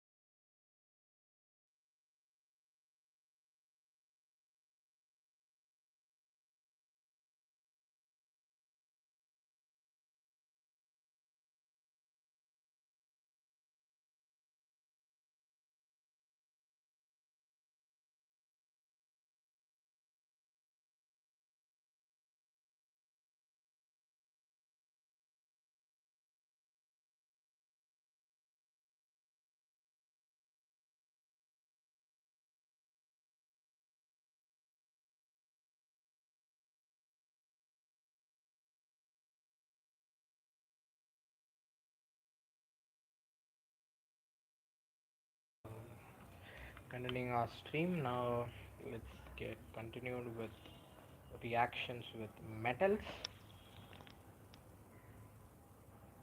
So as soon as we complete this chapter, we'll get into the question solving part. Right. Reactions with metal. Most organic chlorides, bromides, and iodides react with certain metals to give compounds containing carbon metal bonds. Such compounds are known as organometallic compounds. So organometallic compounds அப்படின்றது the compounds which will have a bond containing carbon and metal, a bond between a carbon and metal that leads to the formation of an organometallic compound.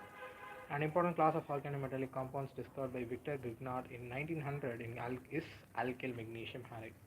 So one of the most important reagent was that organic metallic compound was alkyl magnesium bromide called Grignard reagent.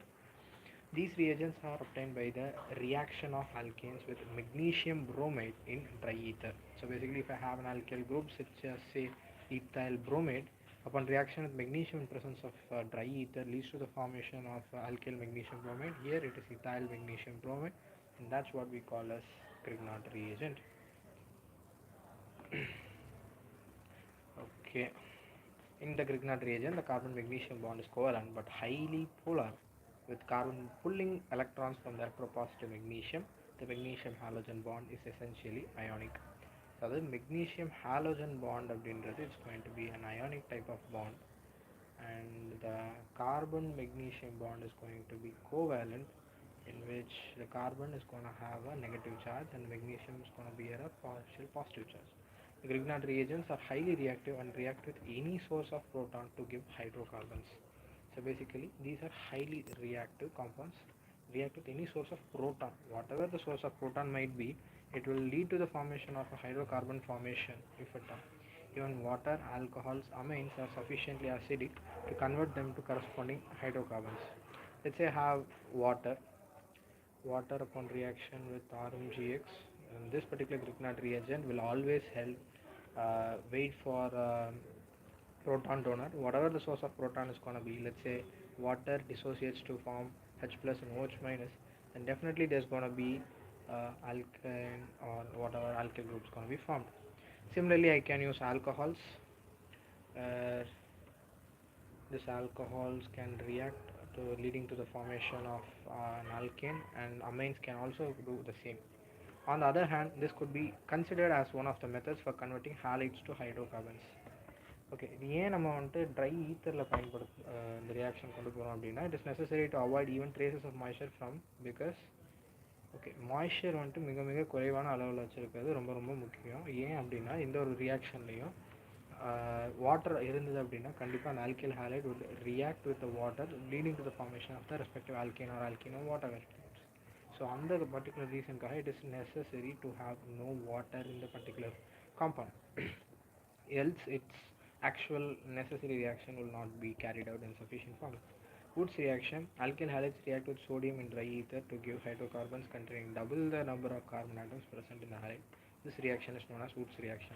So Woods reaction basically the reaction of sodium in dry ether leads to the formation of hydrocarbon which contains a double the number of carbon atom. Okay, so let's see the reaction of haloarenes. So I don't think it's going to be much difficult. Nucleophilic substitution.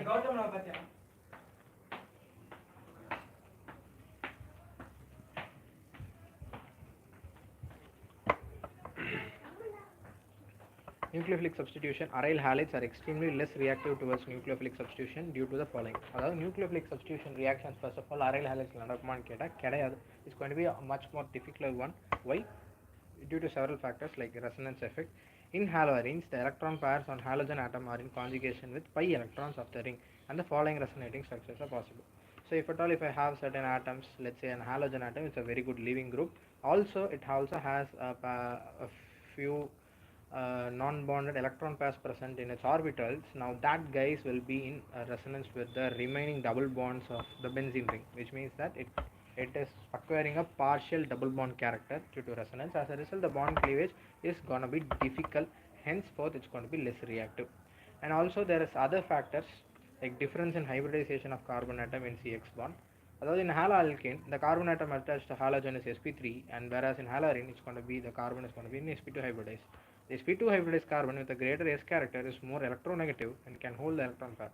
So that sp2 hybridized அப்படினா, it means that it has more amount of s character. That implies that it's going to be more electronegative, and henceforth it's not going to be easier for the bond to be broken. Let's say for an example, the CCl bond length in haloalkane is 177 picometer, whereas in haloarene it's going to be 169 picometer. Since it is difficult to break a shorter bond than a longer bond, therefore haloarenes are less reactive. So வந்துட்டு இந்த particular கேஸில் நம்ம எஸ்ஸோடைய character அதிகமாக இருக்கிறனால electronegativity அதிகமாக இருக்குது. Electronegativity அதிகமாக இருந்தால் கண்டிப்பாக breaking of the bond will be much more difficult. Instability of phenyl cation. In case of haloarenes, the phenyl cation formed as a result of self ionization will not be stabilized by resonance. Therefore SN1 mechanism is ruled out. இப்போ ஏன் SN1 mechanism நடக்காது அப்படின்னா, basically phenyl cation formed அப்படின்றது self ionisation மூலியமாக நடக்கிறது அப்படின்றது it is not stabilised. அதாவது ஒரு கேட்டையான் ஃபார்ம் ஆகுது, ஒரு இன்டர்மீடியட் ஃபார்ம் ஆகுது அப்படின்னா கண்டிப்பாக இட் ஷுட் பி ஸ்டெபிளைஸ்டு தானே. ஆனால் ஒரு ஃபினைல் கேட்டையான் அப்படின்றது இட் இஸ் நாட் ஸ்டெபிளைஸ்ட் அப்படின்றது மாதிரி சொல்கிறாங்க. பிகாஸ் ஃபர்ஸ்ட் கேஸ் oxygen அப்படின்றது is going to be electronegative one, having a positive charge is definitely going to degrade the stability. And second, if the benzene ring is actually considered to be electron withdrawing group, and if I'm withdrawing the remaining electron, then obviously it's going to be still more non-stabilized, which means that the instability of phenyl cation is also attributed for its nucleophilic substitution inability. Because of the possible repulsions, it is likely to for the electron rich nucleophile to reach. So steric factors பொறுத்த வரைக்கும் back side அட்டாக்ல வந்துட்டு ரிப்பல்ஷன்ஸ் நடக்கிறது it's going to be difficult, which means that it's less likely for the electrons rich nucleophile to approach electron. Okay. Replacement by hydroxyl group. Chlorobenzene can be converted into phenol by heating an aqueous sodium hydroxide solution at a temperature of 623 Kelvin and a pressure of 300 atmospheres.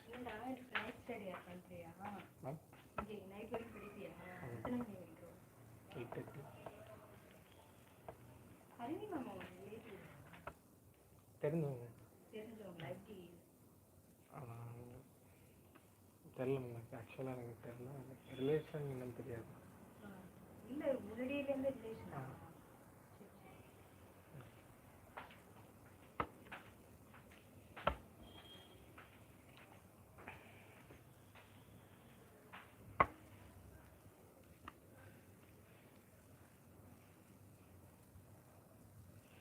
Okay. Chlorobenzene, say we have chlorobenzene over here. Upon reaction with sodium hydroxide at 623 Kelvin at higher pressure, it's going to give me hydroxyl group replacing the chlorine. So the presence of an electron withdrawing group NO2 at ortho and para position increases the reactivity of haloarenes. So basically, for electron withdrawing group இருக்கிறது அப்படின்றது it is going to increase the ortho and para position. Okay, fine. Which means okay, fine, great.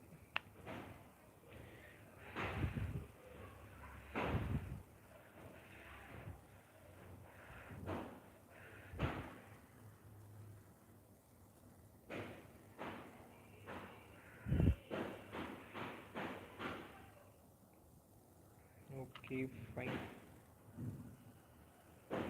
Okay, the effect is pronounced when NO2 group is introduced at ortho and para position. However, no effect on reactivity of haloarenes is observed by the presence of electron withdrawing group at the meta position. So mechanism of the reaction is as depicted. Okay, it's introduced at ortho and para position. However, no effect on reactivity of haloarenes is observed by the presence of electron withdrawing.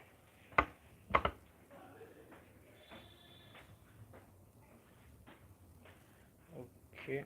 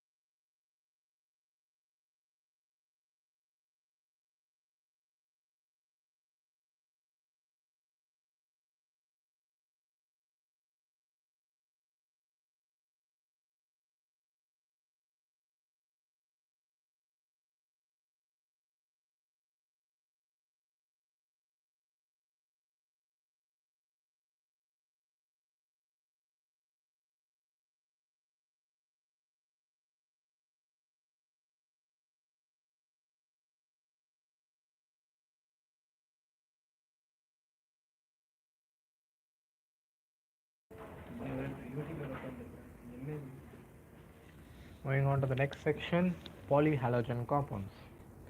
Carbon compounds containing more than one halogen atom are usually referred to as polyhalogen compounds. Many of these compounds are useful in industry and agriculture. Some polyhalogen compounds are described in this section. So basically நம்ம இந்த particular செக்ஷனில் பாலிஹாலஜன் compounds and அதோடைய சில முக்கியமான uses என்ன அப்படின்றத பார்ப்போம். First compound is dichloromethane, also known as methylene chloride. Dichloromethane is widely used as a solvent, as a paint remover, okay, as a propellant in aerosols, and as a process solvent in the manufacture of drugs. It is also used as a metal cleaning and finishing solvent. Methylene chloride harms the human central nervous system. So basically அதோடைய primary usages ஆன சால்வெண்ட்டாக பயன்படுத்தப்படுகிறது, paint ரிமூவராக, ப்ரொப்பலண்ட்டாக, அப்புறம் process சால்வெண்ட்டாக, இந்த மாதிரி விஷயங்களை பயன்படுத்துகிறோம். அந்த metal cleaning மாதிரியான திங்ஸ்லலாம் யூசஸாக பயன்படுத்தப்படும் பொழுது அதோட சில எஃபெக்ட்ஸ் என்னென்னன்றதை பார்க்கும் பொழுது it is affecting the human central nervous system. Exposure to lower levels of methyl chloride can lead to slightly impaired hearing and vision. Okay, great. Higher levels of methyl chloride in our causes dizziness, nausea, tingling and numbness in the fingers and toes. In humans, direct skin contact with methylene chloride causes intense burning and mild redness of the skin. Direct contact with the eyes can burn the cornea. Okay fine. So இப்போ வந்துட்டு சில விஷயங்கள்லாம் நம்ம ஞாபகம் வச்சுக்க வேண்டியிருக்கு.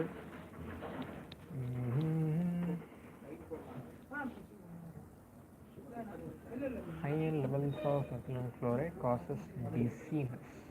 Okay, fine. Nausea, tingling and numbness. Humans direct skin contact with methylene chloride causes intense burning and mild redness of the skin.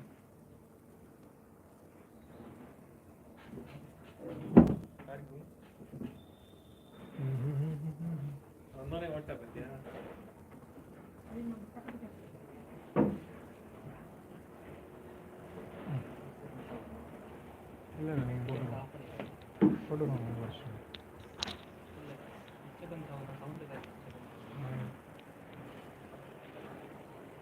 போட்டு ஒன்றும் கேட்குறேன் ஒன்றும் கேட்காதுண்ணே. ஒன்றும் கேட்குது. ஓ எது கேட்கக்கூடாதுன்னு இருக்காதா போட்டிருக்கிய? அதுக்கு என்ன கணக்கெலாம் பண்ணி விட்டுருக்கு. சும்மா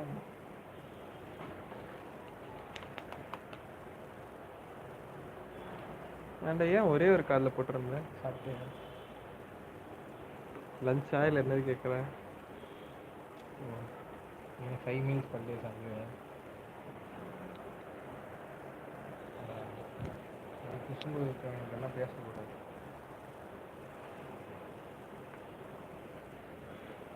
எப்படி பாடி இப்படி ஏதாவது பண்ணுறது சொல்லித்தரேன்.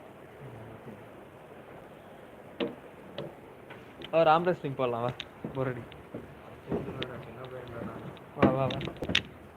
என் ஸ்டூடெண்ட் வேணால் கூப்பிட்றேன், அவரோட வேணால் சண்டை போட்டு. யாரு? அபிஷேகா?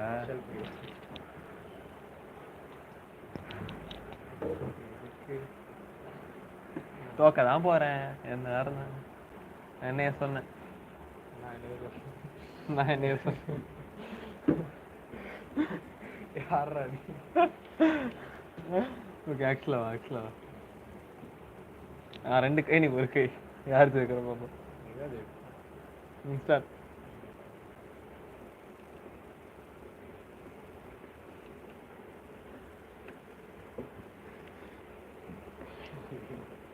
எப்படா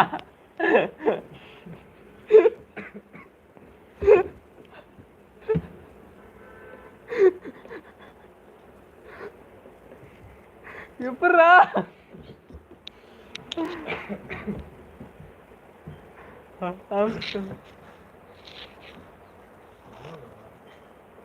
எதுவும் சொல்லி எவ்வளோ வச்சிருக்கான் பாரு. என் கை பாக்குறியா?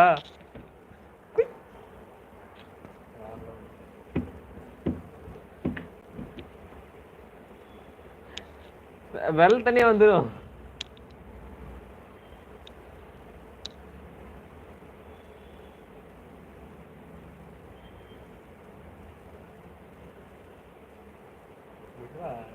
ஏய் நான் விட்டாலும் வராதுடா அது.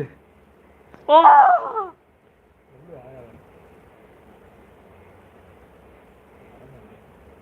வராது எதுவும். எனக்கு எக்ஸ்ட்ரா தான் நிறைய வரும் வெளியே.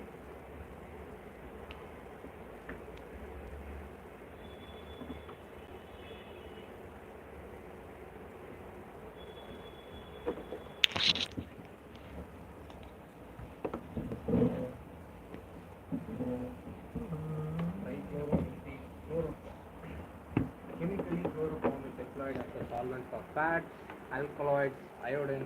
ஏய் மயக்க மருந்துடா chloroform. The major Used use, for kidnapping. major use of chloroform today is in the production of the freon refrigerant R22. அது chloro கார்பன்ல. It was once used as a general anesthetic in surgery but has been replaced by less toxic, safer anesthetics such as ether. As might be expected from its use as an anesthetic, inhaling chloroform vapors depresses the central nervous system. Breathing about 900 parts of the chloroform per million for a short time can cause dizziness, fatigue, and headache. And even higher amount may even cause death.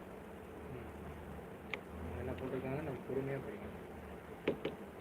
Exposure, okay, chronic chloroform exposure may cause damage to the liver and to the kidneys, and some people develop sores on the skin that immersed in chloroform.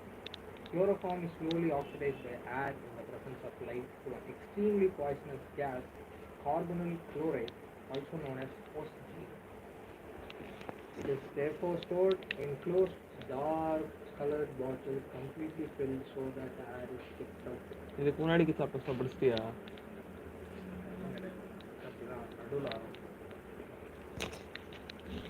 Triiodomethane iodoform. It was used earlier as an antiseptic, but the antiseptic properties are due to the liberation of free iodine and not due to iodoform itself. Due to its objectionable smell, it has been replaced by other formulations containing iodine. Okay, tetrachloromethane carbon tetrachloride. Produced in large quantities for use in the manufacture of refrigerants and propellants. Also used as a feedstock in the synthesis of fluorocarbons and other chemicals, pharmaceutical manufacturing, and general solvent use.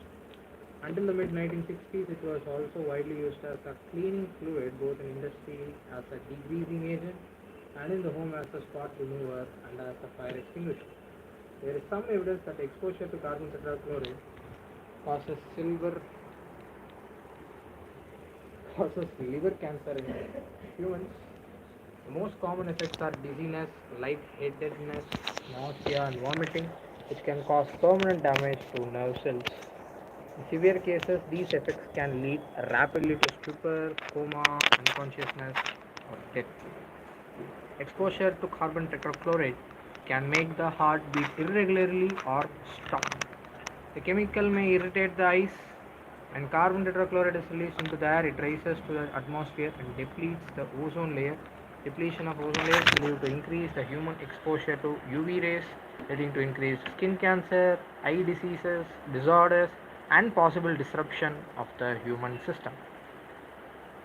Okay, so இப்போ basically வந்துட்டு CCl4 அப்படின்றதோடைய முக்கியமான uses என்ன அப்படின்னா, ரெஃப்ரிஜென்ட்டாக பயன்படுத்துகிறார்கள். ப்ரொப்பலன்ஸ் அப்படின்ற ஒரு விஷயமாக பயன்படுத்துகிறாங்க. ப்ரொப்பலன்னா என்ன தெரில, பரவாயில்ல எழுதி விடலாம்.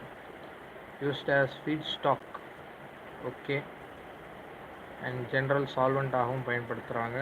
60s வரைக்கும் இதை ஒரு க்ளீனிங் ஃப்ளூயிடாகவும் பயன்படுத்திக்கிட்டு இருந்தாங்க அண்ட் ஃபயர் எக்ஸ்டிங்யூஷராகவும் பயன்படுத்திகிட்டு இருந்தாங்க. ஆனால் அதோட எக்ஸ்போஷர் வந்துட்டு இட் காசஸ் லிவர் கேன்சர் அப்படின்ற மாதிரி, அண்ட் அதை தவிர்த்து டிசீனஸ் மற்றும் தலை சுற்றும் சில விஷயங்கள். அது எப்படி எனக்கு நடக்கிறதெல்லாம் சொல்லிட்டு இருக்கீங்க. அண்ட் நர்வ் செல்ஸ்க்கு வந்து பெர்மனன்ட் டேமேஜ் க்ரியேட் பண்ணுறதுக்கான வாய்ப்புகளும் அதிகமாக இருக்கிறது என்று கூறுகிறார்கள். அண்ட் சில சமயம் கோமா, அன்கான்ஷியஸ்னஸ் இல்லைனா உயிர் போகிறதுக்கான வாய்ப்புகளும் இருக்குது அப்படின்ற சொல்கிறாங்க. அண்டு எக்ஸாமில் கேட்க மாட்டாங்க, ரியாக்ஷன்ஸ் பீப்படுறா தெரிஞ்சு வச்சுக்கோங்க. இதை தவிர்த்து இதோட முக்கியமான ஒரு பங்கு என்ன அப்படின்னா, டெப்ளீஷனின் ஓசோன் லேயரில் தலைவனோட ஒரு முக்கியமான பங்கு இருக்குது அப்படின்ற சொல்லியிருக்காங்க. இதை தவிர்த்து ஃப்ரியான்ஸ் அப்படின்ற ஒரு நபரை பற்றி பேசியிருக்காங்க. So the chlorofluorocarbon compounds of methane and ethane are collectively known as freons. Okay. They are extremely stable, unreactive, non-toxic, non-corrosive, easily liquefiable gases. Freon 12 CCl2F2 is one of the most common freons in industrial use. Manufactured from tetrachloromethane by Schwartz reaction. Usually produced for aerosol propellants, refrigeration, air conditioning. எல்லாம் இதுக்கு தான் use பண்ணுறாங்க. Most freon, even that used in refrigeration, makes its way into the atmosphere where it diffuses unchanged into the stratosphere, and the freon is able to initiate radical chain reactions and can upset the natural ozone. Final compound TP dash. Dichloro diphenyl trichloroethane DDT. Advance கூட வச்சுருவாங்க. Number of chloride atom okay, அதோட structure கொடுத்துருக்காங்களோ. டெக்ஜர் ethane 2 phenyl rings, பேராபூஷன் chlorines, அப்புறம் இரண்டாவது கார்பனில் 3மே chlorine. Okay, அதாவது முதல் கார்பனில் 3 குளோரின், இரண்டாவது கார்பனில் 2 ஃபினைல் ரிங், அண்ட் அந்த 2 ஃபினைல் ரிங்லேயே பேரா பொசிஷனில் 2 குளோரின்ஸ். ஓகே, இன்செக்டிசைடாக பயன்படுத்துகிறாங்களாக்கும். பால் முல்லர்ன்றவங்களுக்கு நோபல் ப்ரைஸ் கொடுத்தாங்களாம். DDT increase enormously on a worldwide basis, primarily because of its effectiveness against the mosquito that spreads malaria. Problems related to the extensive use of DDT began to appear in the late 1940s. Many species of insect developed resistance to DDT. It's also discovered to have high toxicity towards fish. Fat solubility compound is the problem, not metabolized very rapidly by animals. Instead, it is deposited and stored in the fatty tissues. If ingestion continues at a steady rate, DDT builds up within the animal over time. It's banned in the United States, although it is still in use in some other parts. நீ என்ன class? ம் நீ ஏவா பியா? B இருந்தேன். என்னாச்சு? உன்னை 7 தான் எழுதுகிற பார்த்தேன். வெல், பார்த்துருந்தா 7 தான் பார்த்துருப்பேன். நான் பி போகிறது இல்லை பெருசாக. It's been very long time. Oh, இப்போ எந்த கிளாஸ்ன்னு கேட்குறியா? இப்போ ஏன் hydrocarbon C5H10 does not react with chlorine in dark but gives a single monochloro compound C5H9Cl in bright sunlight. Identify the hydrocarbons.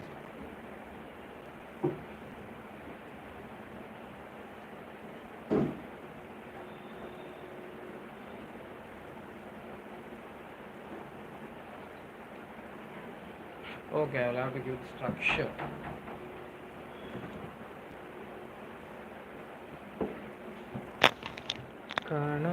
கண்டேனடி.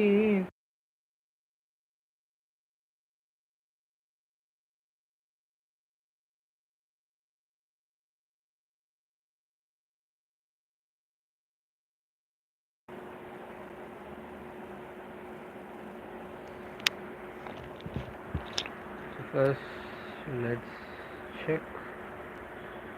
So there's no unsaturation, and if it is giving only one compound, then it's going to be this. So that's the compound 2,2 dimethyl propane. Write the isomers of the compound having the formula C4H9Br. So it's gonna be 1 2 3 4. I think these are the 2 chain isomers. Now let's have the bromination part. So I can have bromination at this particular position, or I can have bromination at this particular position, and in this particular case I can have bromination at this position or at this position. Now that I will have to start naming, right? So this guy is 1 bromo butane, and this guy is 1 bromo 2 methyl propane, and this guy is 2-bromobutane, and this guy is 2-bromo-2-methyl propane. I think these are the isomers. Write the equations for the preparation of 1-iodobutane from 1-butanol. So basically I have 1, 2, 3, 4 with OH. I will have to convert it into iodine, which means that first things first I will have to use let me use SOCl2, so that I am obtaining chlorination. And then I will use with the use of Finkelstein reaction, I can use potassium iodide, and then I can replace iodine. I think that's how it can go. And then I have 1-chlorobutane, 1, 2, 3, 4. 1-chlorobutane can directly be converted in presence of potassium iodide to okay but1ene. 1, 2, 3 bore. Okay, delta.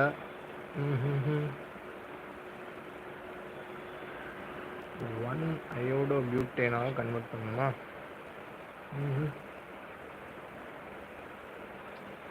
இப்படி பண்ணலாம். Reduction பண்ணிட்டு அதுக்கப்புறம் chlorination பண்ணலாம். ஆனால் chlorination பண்ணால் நிறையா product வருமே. இல்லைனா டேரெக்டாக HCl அடிஷனை போட்டுட்டு ஆன்டி மார்கானிக் ஆஃப் வேணுன்னா பெராக்சைடு யூஸ் பண்ணலாம்.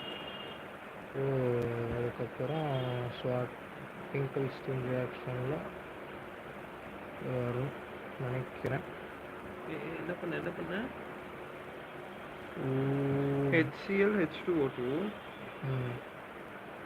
அடுத்து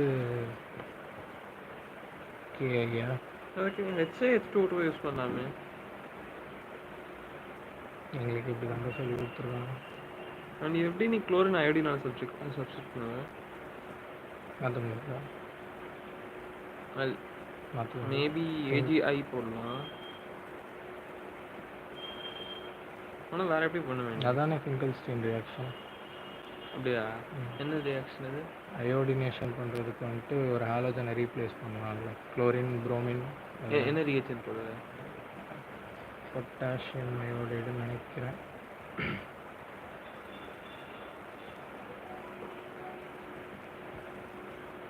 ஒரு நிமிஷம். ஓகே,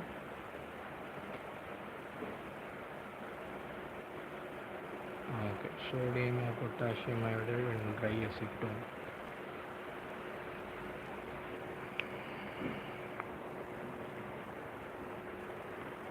Okay, dry acetone எழுதணும், இல்லைன்னா புஷ் ஆகிடும்.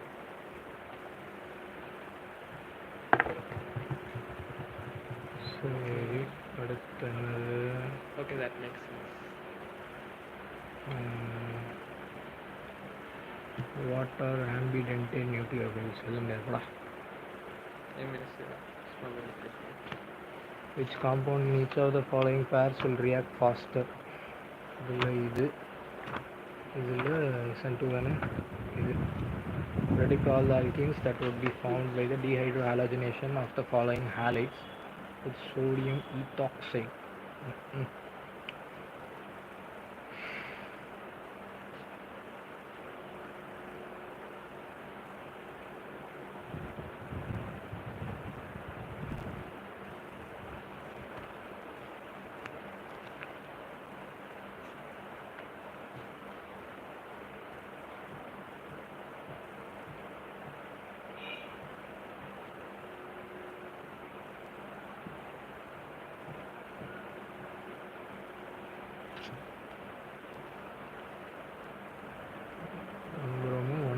cyclohexane. இதில் dehydrohalogenation 1-methyl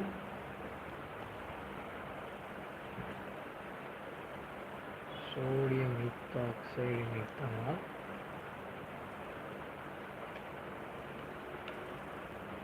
Okay, ஸோ இப்போ பேசிக்கலி வந்துட்டு அல்கீன் இதுவாக ஃபார்ம் ஆகணும், இல்லைன்னா இங்கே டபுள் பாண்ட் ஃபார்ம் ஆகணும். மொத்த ஃபாக்டே மழை. சரி இது பண்ணலாம் நினைக்கிறேன். 1 2 3 4 chloro 2 methyl butane.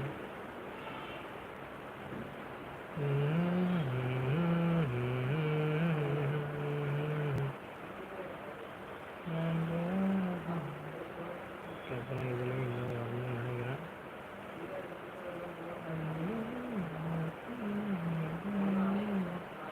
2,2,3 trimethyl 3 bromine 4 5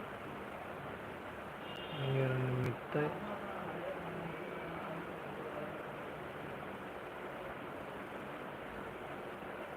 இங்கே ஒரு மித்தைல், இங்கே ஒரு புரோமின். இந்த புரோமினை ரிமூவ் பண்ணால்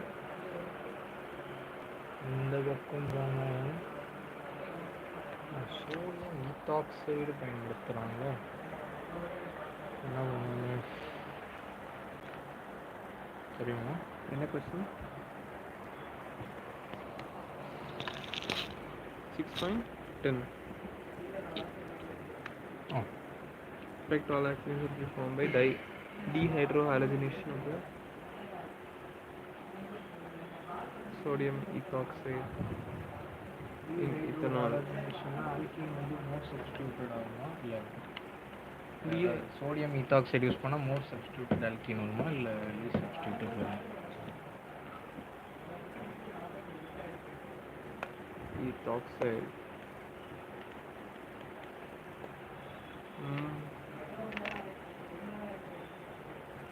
இதுதான் ரேட் டிட்டர்மினிங்ஸ் இல்லை, இதுதான் rate டிட்டர்மினிங்ஸ்.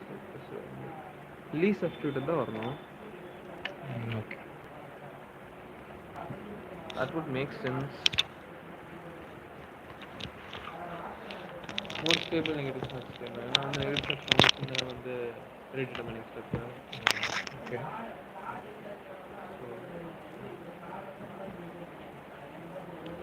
How will you bring about the following conversions? Ethanol to but1-ine.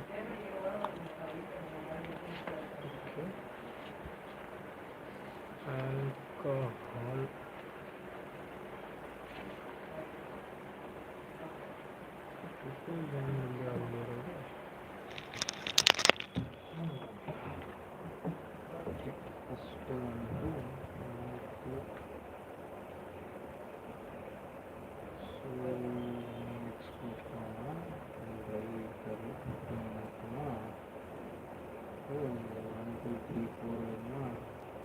அதுக்கு முன்னாடி என்ன பண்ணுவோம், இதை first add பண்ணிச்சோம்னா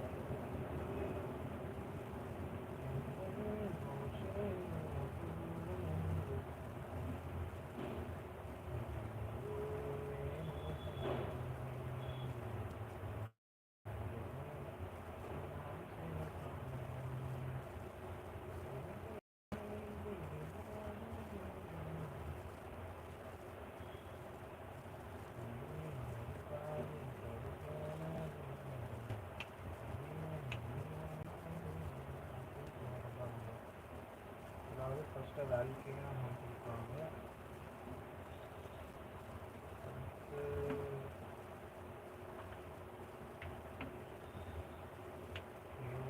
chain presence of ethanol போட்டு ஹீட் பண்ணுறாங்க. So it seems like a conversion reaction, separation reaction of line formation. அப்போ இதுவும் அப்படிதான் பண்ணணும். ethanol butanol form butane form பண்ணிட்டோம்.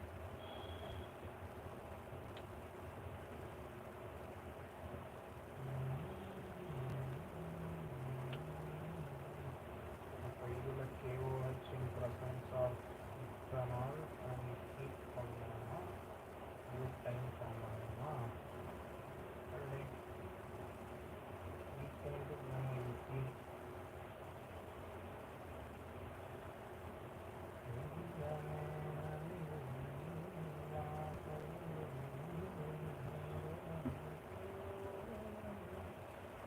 Okay getting an idea. ஒன்று ரெண்டு குளோரினேஷன் பண்ணலாம். ஆனால் எல்லா ப்ராடக்ட்லையுமே பண்ணி வைப்போம். என்னதான் நடக்குதுங்க இந்த ఒకటి ப்ராடక్ట్లో அடுத்து வாட்டர் பயன்படுத்தணும் என்றால் OH ஆட் ஆகிடும். அடுத்து ஹீட் செய்தேனே ஆனால் அல்கீன் ஃபார்ம் ஆகும். ரைட்டா? அடுத்து ப்ரோமோ ஈத்தீன். ஐயோ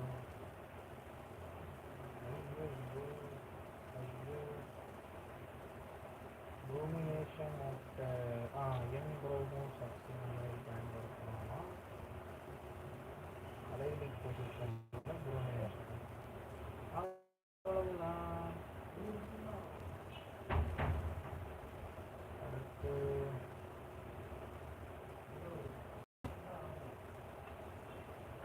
நெக்ஸ்ட்டு ப்ரோட்டீன் டு ப்ரோட்டீன் போட்டாச்சு. இத்தனால் டு இத்தாயல் ஃப்ளூரைடு. அதுக்கு என்ன பண்ணோம்னா ஸ்வோர்ட்ஸ் ரியாக்ஷன் பண்ணணும். ஸ்வோர்ட்ஸ் ரியாக்ஷன் என்ன பண்ணோம்னா ஃபஸ்ட்டு இத்தனால ஒரு யாராவது ஒரு நல்ல நபராக மாற்ற வேண்டும். ஃபஸ்ட்டு CO2 யூஸ் பண்ணோம்னா குளோரினேஷன் ஆகும். அடுத்து சாயில் ஃப்ளூரைடு Ag2F2 பயன்படுத்தலாமா? ஸோ எஸ் இது வரும். அடுத்து ப்ரோமோமீத்தேன் டு ப்ரோபனோன். ப்ரோமோமீத்தேன் CH3Br ஹீட் பண்ணாது.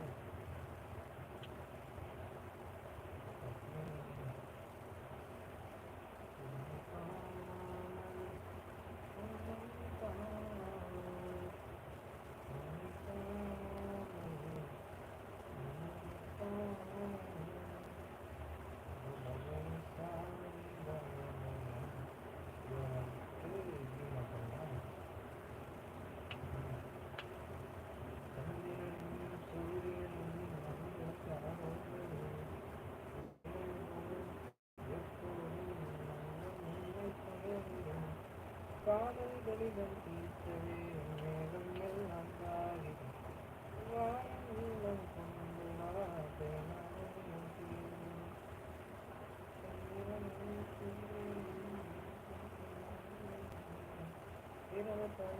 எப்பொழுதும் முன்னை தேடும்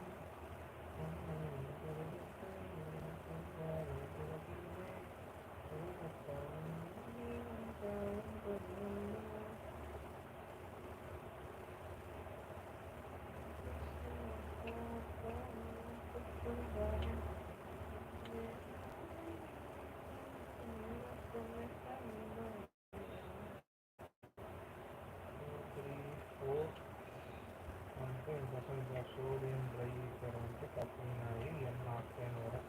அதானே? ஓகே. Benzene to biphenyl. அது சிட்டிக் ரியாக்ஷன். சிட்டிக் ரியாக்ஷனும் அதே தான். ஓகே, இதெல்லாம் ஓகே. நமக்கு வந்து இந்த ப்ரோமோ மீத்தேன் வந்து எப்படி ஹீட் ஆனாலும்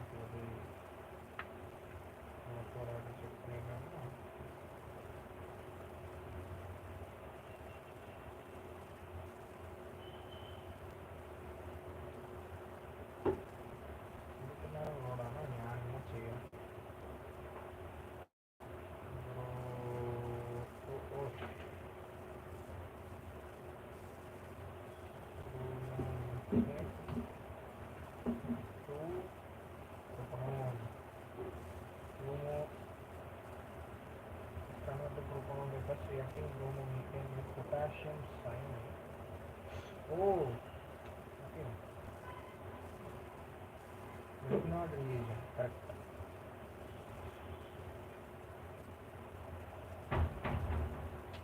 Aha, Iduvallava reaction.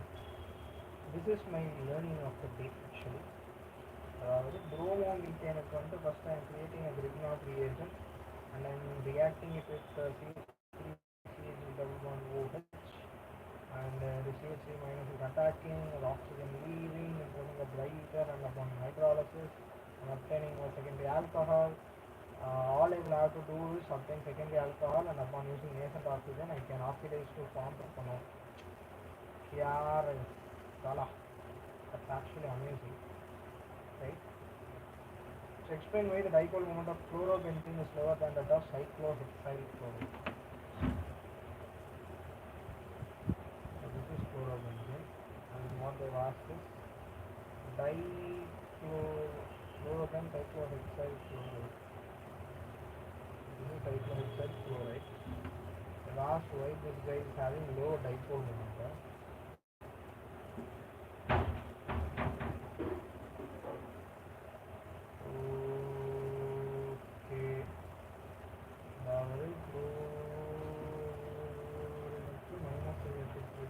அதே சமயத்தில் இது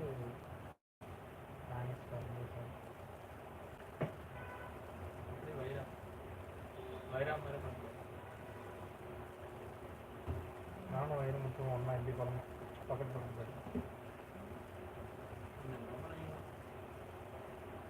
எனக்கு புரியல என்ன சொன்னாங்க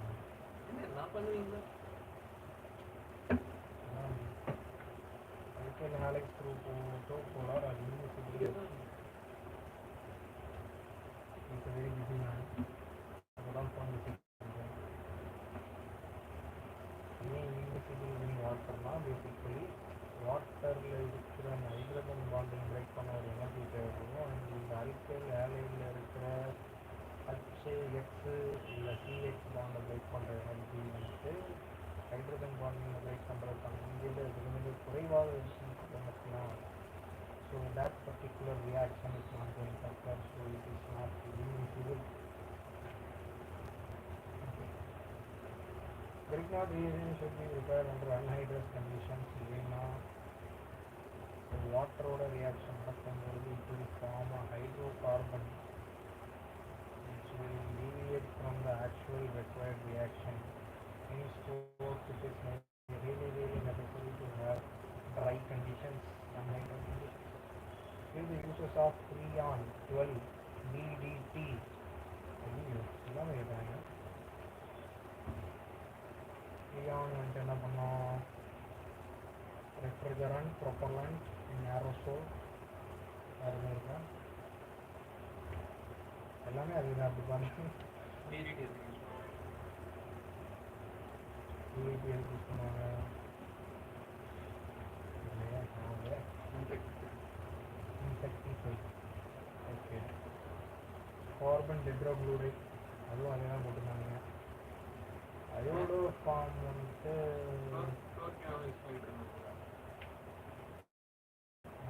ஃப்ளோர் கிளீனர் எல்லாத்தையும் ஓட்டி ரிவ்யூ பண்ணிக்கணும். கேட்க மாட்டாங்க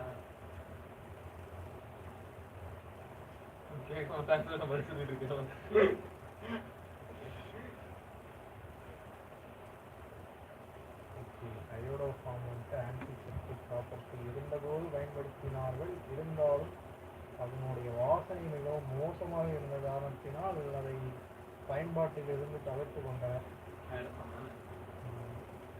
கார்பன் டெட்ராக்ளோரைடு அதே அளவு தான். ரெஃப்ரிஜரண்ட், ப்ரொப்பலண்ட், அப்புறம் வேறு என்னது, cleaning agent, water remover, fire extinguisher, chloroform வந்துட்டு anesthetic. ஸோ நம்ம மெயினாக பார்க்கணும், இந்த ஃப்ரீயான் வந்துட்டு நான் டாக்ஸிக், இண்டஸ்ட்ரியல் யூஸ், ஸ்வாட்ச் ரியாக்ஷன், வாட்டர் ஃப்ரீயான் அதெல்லாம் என்ன தேவைக்கூடாது. ஃப்ளோரோ கார்பன்ஸா மீத்தேன் அவ்வளோதானே.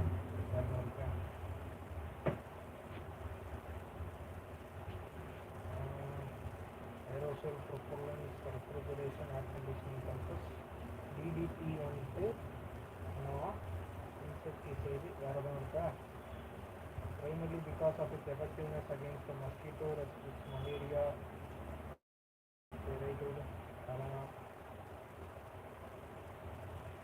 அடுத்து வந்து major organic product in each of the following: sodium triacetate 1 2 3 iodine alcoholic వచ్చిన ఎలిమినేషన్ అడిగానే ఇంకేం ఎగ్జిట్ వచ్చా సోడని వచ్చిన ప్రశంస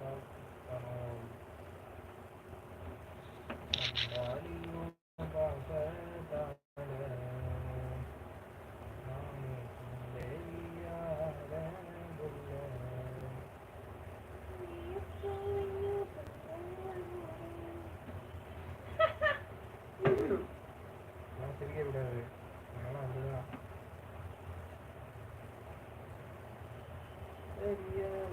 வயசு புரியாத உனக்கு என்னடா இது போட்டு விடுவோம், நம்ம போடுறதுதான் ஆன்சர். என்ன கொஸ்டின்?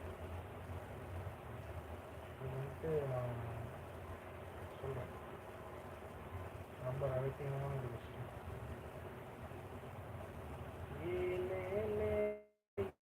எட்டி பார்த்தாலே இப்படின்னா ஒரு கொஸ்டின்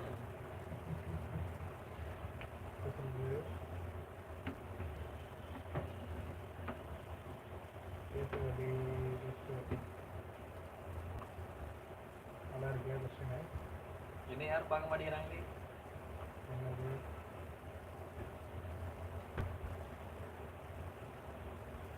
புரியல, நல்லா கொஸ்டின் புரியல. என்ன யாரும் பார்க்க மாட்டேங்கிறாங்களே. ஒன்றும் ஏன் பார்க்கணும்? காரணம் I got no pointers. இல்லை எது பார்க்க மாட்டாங்கன்னா இல்லை எந்த கான்டெக்ட்ல சொல்ல வரீங்க சொல்லுங்க. அந்த கான்டெக்ட்ல தான் அதையே என்கிட்ட சொல்றீங்க. உன்னை யாரும் பார்த்தாங்கன்னு சொன்னீங்க. அது வந்துட்டு என் நேரம் காலம் இந்த மாஸ்க் போட்டு நான் சுத்துருமா?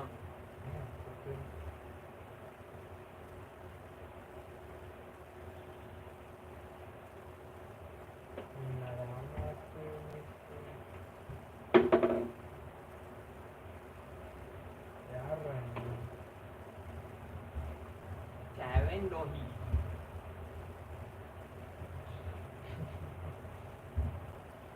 நம்ம திருமலையெல்லாம் இருக்கிறதுனாலதான் யாரும் பார்க்க மாட்டேங்கிறாங்க. ரொம்ப கஷ்டமா இருக்கு. ஒன்னு நினைச்சேன் தங்கமே தங்கமே அந்த வார்த்தோட மனம் இந்த பாட்டு கேட்டிருக்கியா? எதுவுமே கேட்காம என் புத்தால் புரோமைடு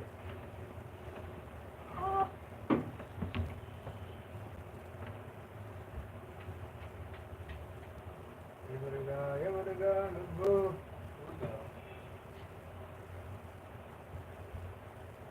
புஷ்பா பாருங்க. அந்த வடல ஒரு பாட்டு புஷ்பா அது இல்லடா, அது வேற போடுங்க. புஷ்பா எப்படி பண்ணுவாங்க? உங்கள் பேருக்கு கீழே போட்டுருவாங்க. டான்ஸ் ஆகும். ஆமாம் நல்லது. எக்ஸாக்ட்லி. பார்த்துருக்கியா? தேட்டரில் பார்த்தியா? நல்ல விஷயம். நீங்கள் இன்ட்ரெஸ்டில்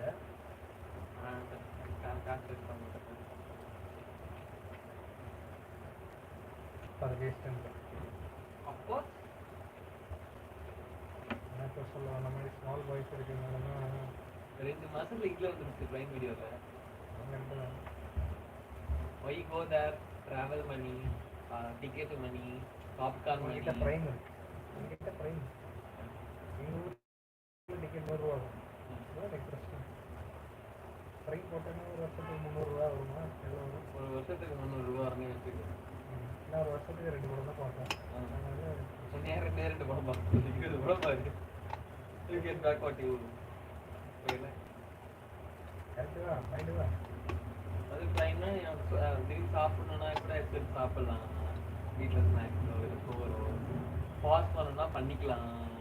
ஏசி ரூமில் போய் உட்காந்துக்கலாம். இல்லை குளிர்ச்சுன்னா வெளியே வந்து உட்காந்துக்கலாம். அதாவது யாரு கூட வேணாலும் பார்க்கலாம். சினிமா வந்துட்டு ஒரு சினிமா ஹாலில் எக்ஸ்பீரியன்ஸ் பண்ணுறது வேறு, வீட்டில் எக்ஸ்பீரியன்ஸ் பண்ணுறது இந்த க்ரைம் த்ரில்லர்லாம் வந்துட்டு நம்ம வீட்டில் உட்காந்து தனியாக பார்க்கலாம். அவனை படிச்சுட்டு அதெல்லாம் தேட்டரில் உட்காந்து பார்க்கணும். யாரடா நீ ஆனால் சொல்லு. மாஸ் ஆக்ஷன் மூவிஸ்லாம் வந்துட்டு அது வந்து தேட்டர் ஆடியன்ஸ்க்காகவே க்ரியேட் பண்ணுது.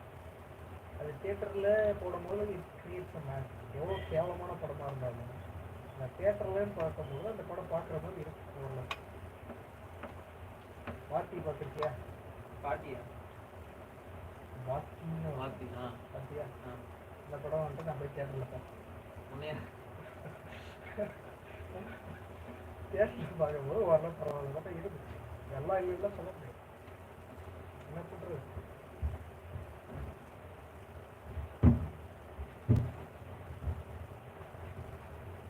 விஷால் அவர் வந்துட்டு பெரிய ஜிவிஎம் ஃபேன். கௌதம் வாசுதேவ் மேனன் தெரியுமா? கௌதம் வாசுதேவ் மேனன் தெரியாது. அவர் வந்துட்டு என்னை தாண்டி வளையா படம் தெரியுங்களா? நல்லா சொல்லு. வாரணமாயிரம் படம் பார்த்திருக்கீங்களா? வாரணமாயிரம் கதை சொல்றேன். எனக்கு பேர்லாம் தெரியாது. என்னை தாண்டி வருவாய் கதை எனக்கு தெரியும். ஒரு ஹிந்து கிறிஸ்டின், ஒரு ஹிந்து பையன் கிறிஸ்டின் பொண்ணு லவ் பண்ணுவாங்க. அந்த பொண்ணு வந்து பையனோட ஒரு வருஷம் அவங்க பெரிய அப்பாவை பொண்ணா கதை இருப்பா. மாதிரி இருக்கா? ஆ? அவங்க அப்பா மற்ற பண்ண இருக்கா? அவங்க அப்பா அம்மா, அவங்க அம்மா பையனோட ஒரு அவங்க அம்மா பையன் நான் தான். அவங்க அம்மா வந்துட்டு கிறிஸ்டின் இல்லை. அவங்க அப்பா இங்கே அப்படியா? Exact story. அதில் வந்துட்டு ஹீரோயின் எல்ஐசியில் மீட் பண்ணுவாங்களா? எல்ஐசியில் அதெல்லாம் இல்லை. எல்ஐசியில் மீட் பண்ண மாட்டாங்க, வீட்டு மாடியில் மீட் ஏ பட் ஆனா அந்த படத்துல வந்து சிம்புவோட அப்பா எல்ஐசியில் தான் பண்ணுவாங்க. அப்புறம் இன்னொன்று மேட்ரு என்னன்னா அவங்களுக்கு வந்துட்டு சிம்புவோட ஒரு வயசு அதிகமாக ஹீரோயின். கதையிலே ரியல் கதையில் ரியலைஸ் இல்லை ரியலைஸ் ரியல் சிம்பு தான் பெரிய சிம்பு தான் பெரிய பையன். படத்துல அந்த அந்த ஏதோ ஆக்டிங் ஏதோ பண்ணுவாங்க. ஆமா ஆமா சிம்பு வந்து படம் டைரக்டராக இருக்கும். ஃபிலிம் மேக்கர்னு சொல்லிட்டு படம். அந்த படம் டைரக்டர் தான் கௌதம் வாசுதேவ். அந்த படம் அந்த படத்தோட டைரக்டர் பேரு கௌதம் வாசுதேவ். அவர் வந்துட்டு நாங்கள் ஜிவிஎம் செல்லமாக போடுவோம். இப்போ கூட ஏதோ ட்ரெயிலர் வந்துச்சு. ஜிவிஎம் படமா? ஜோஷுவா இவை போல் காக்க. அந்த வினய் தண்டவாள படத்துக்கு ஜிவிஎம்மும் ட்ரிஷாவும் கொலிஷன்ஸ் பண்ணாங்க. என்ன பண்ணாங்க? அட்ஜஸ்ட்மெண்ட். அவ்வளோதான். அதுக்கு டீச்சர் தான் இதை யூனிட் பண்ண டீச்சர்ட்டாக தான் இருக்கு. அட்ஜஸ்ட்மெண்ட் இதான் புரியுது. அது புரியுது. அது வந்து கொலிஷன் இல்லை, பெனிட்ரேஷன். பண்ண பொறுத்தவரை பொசிஷன் ஆயிருக்கும். Okay friend.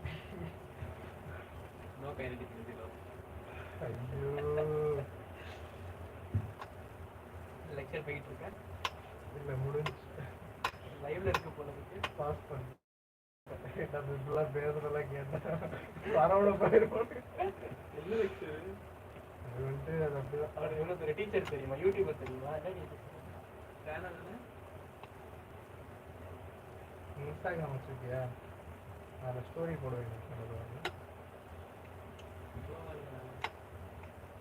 ட்ரை பண்ணுங்க.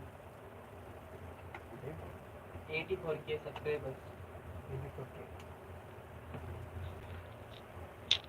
இப்போ எத்தனை பேர் யூஸ் பண்ணுறாங்க?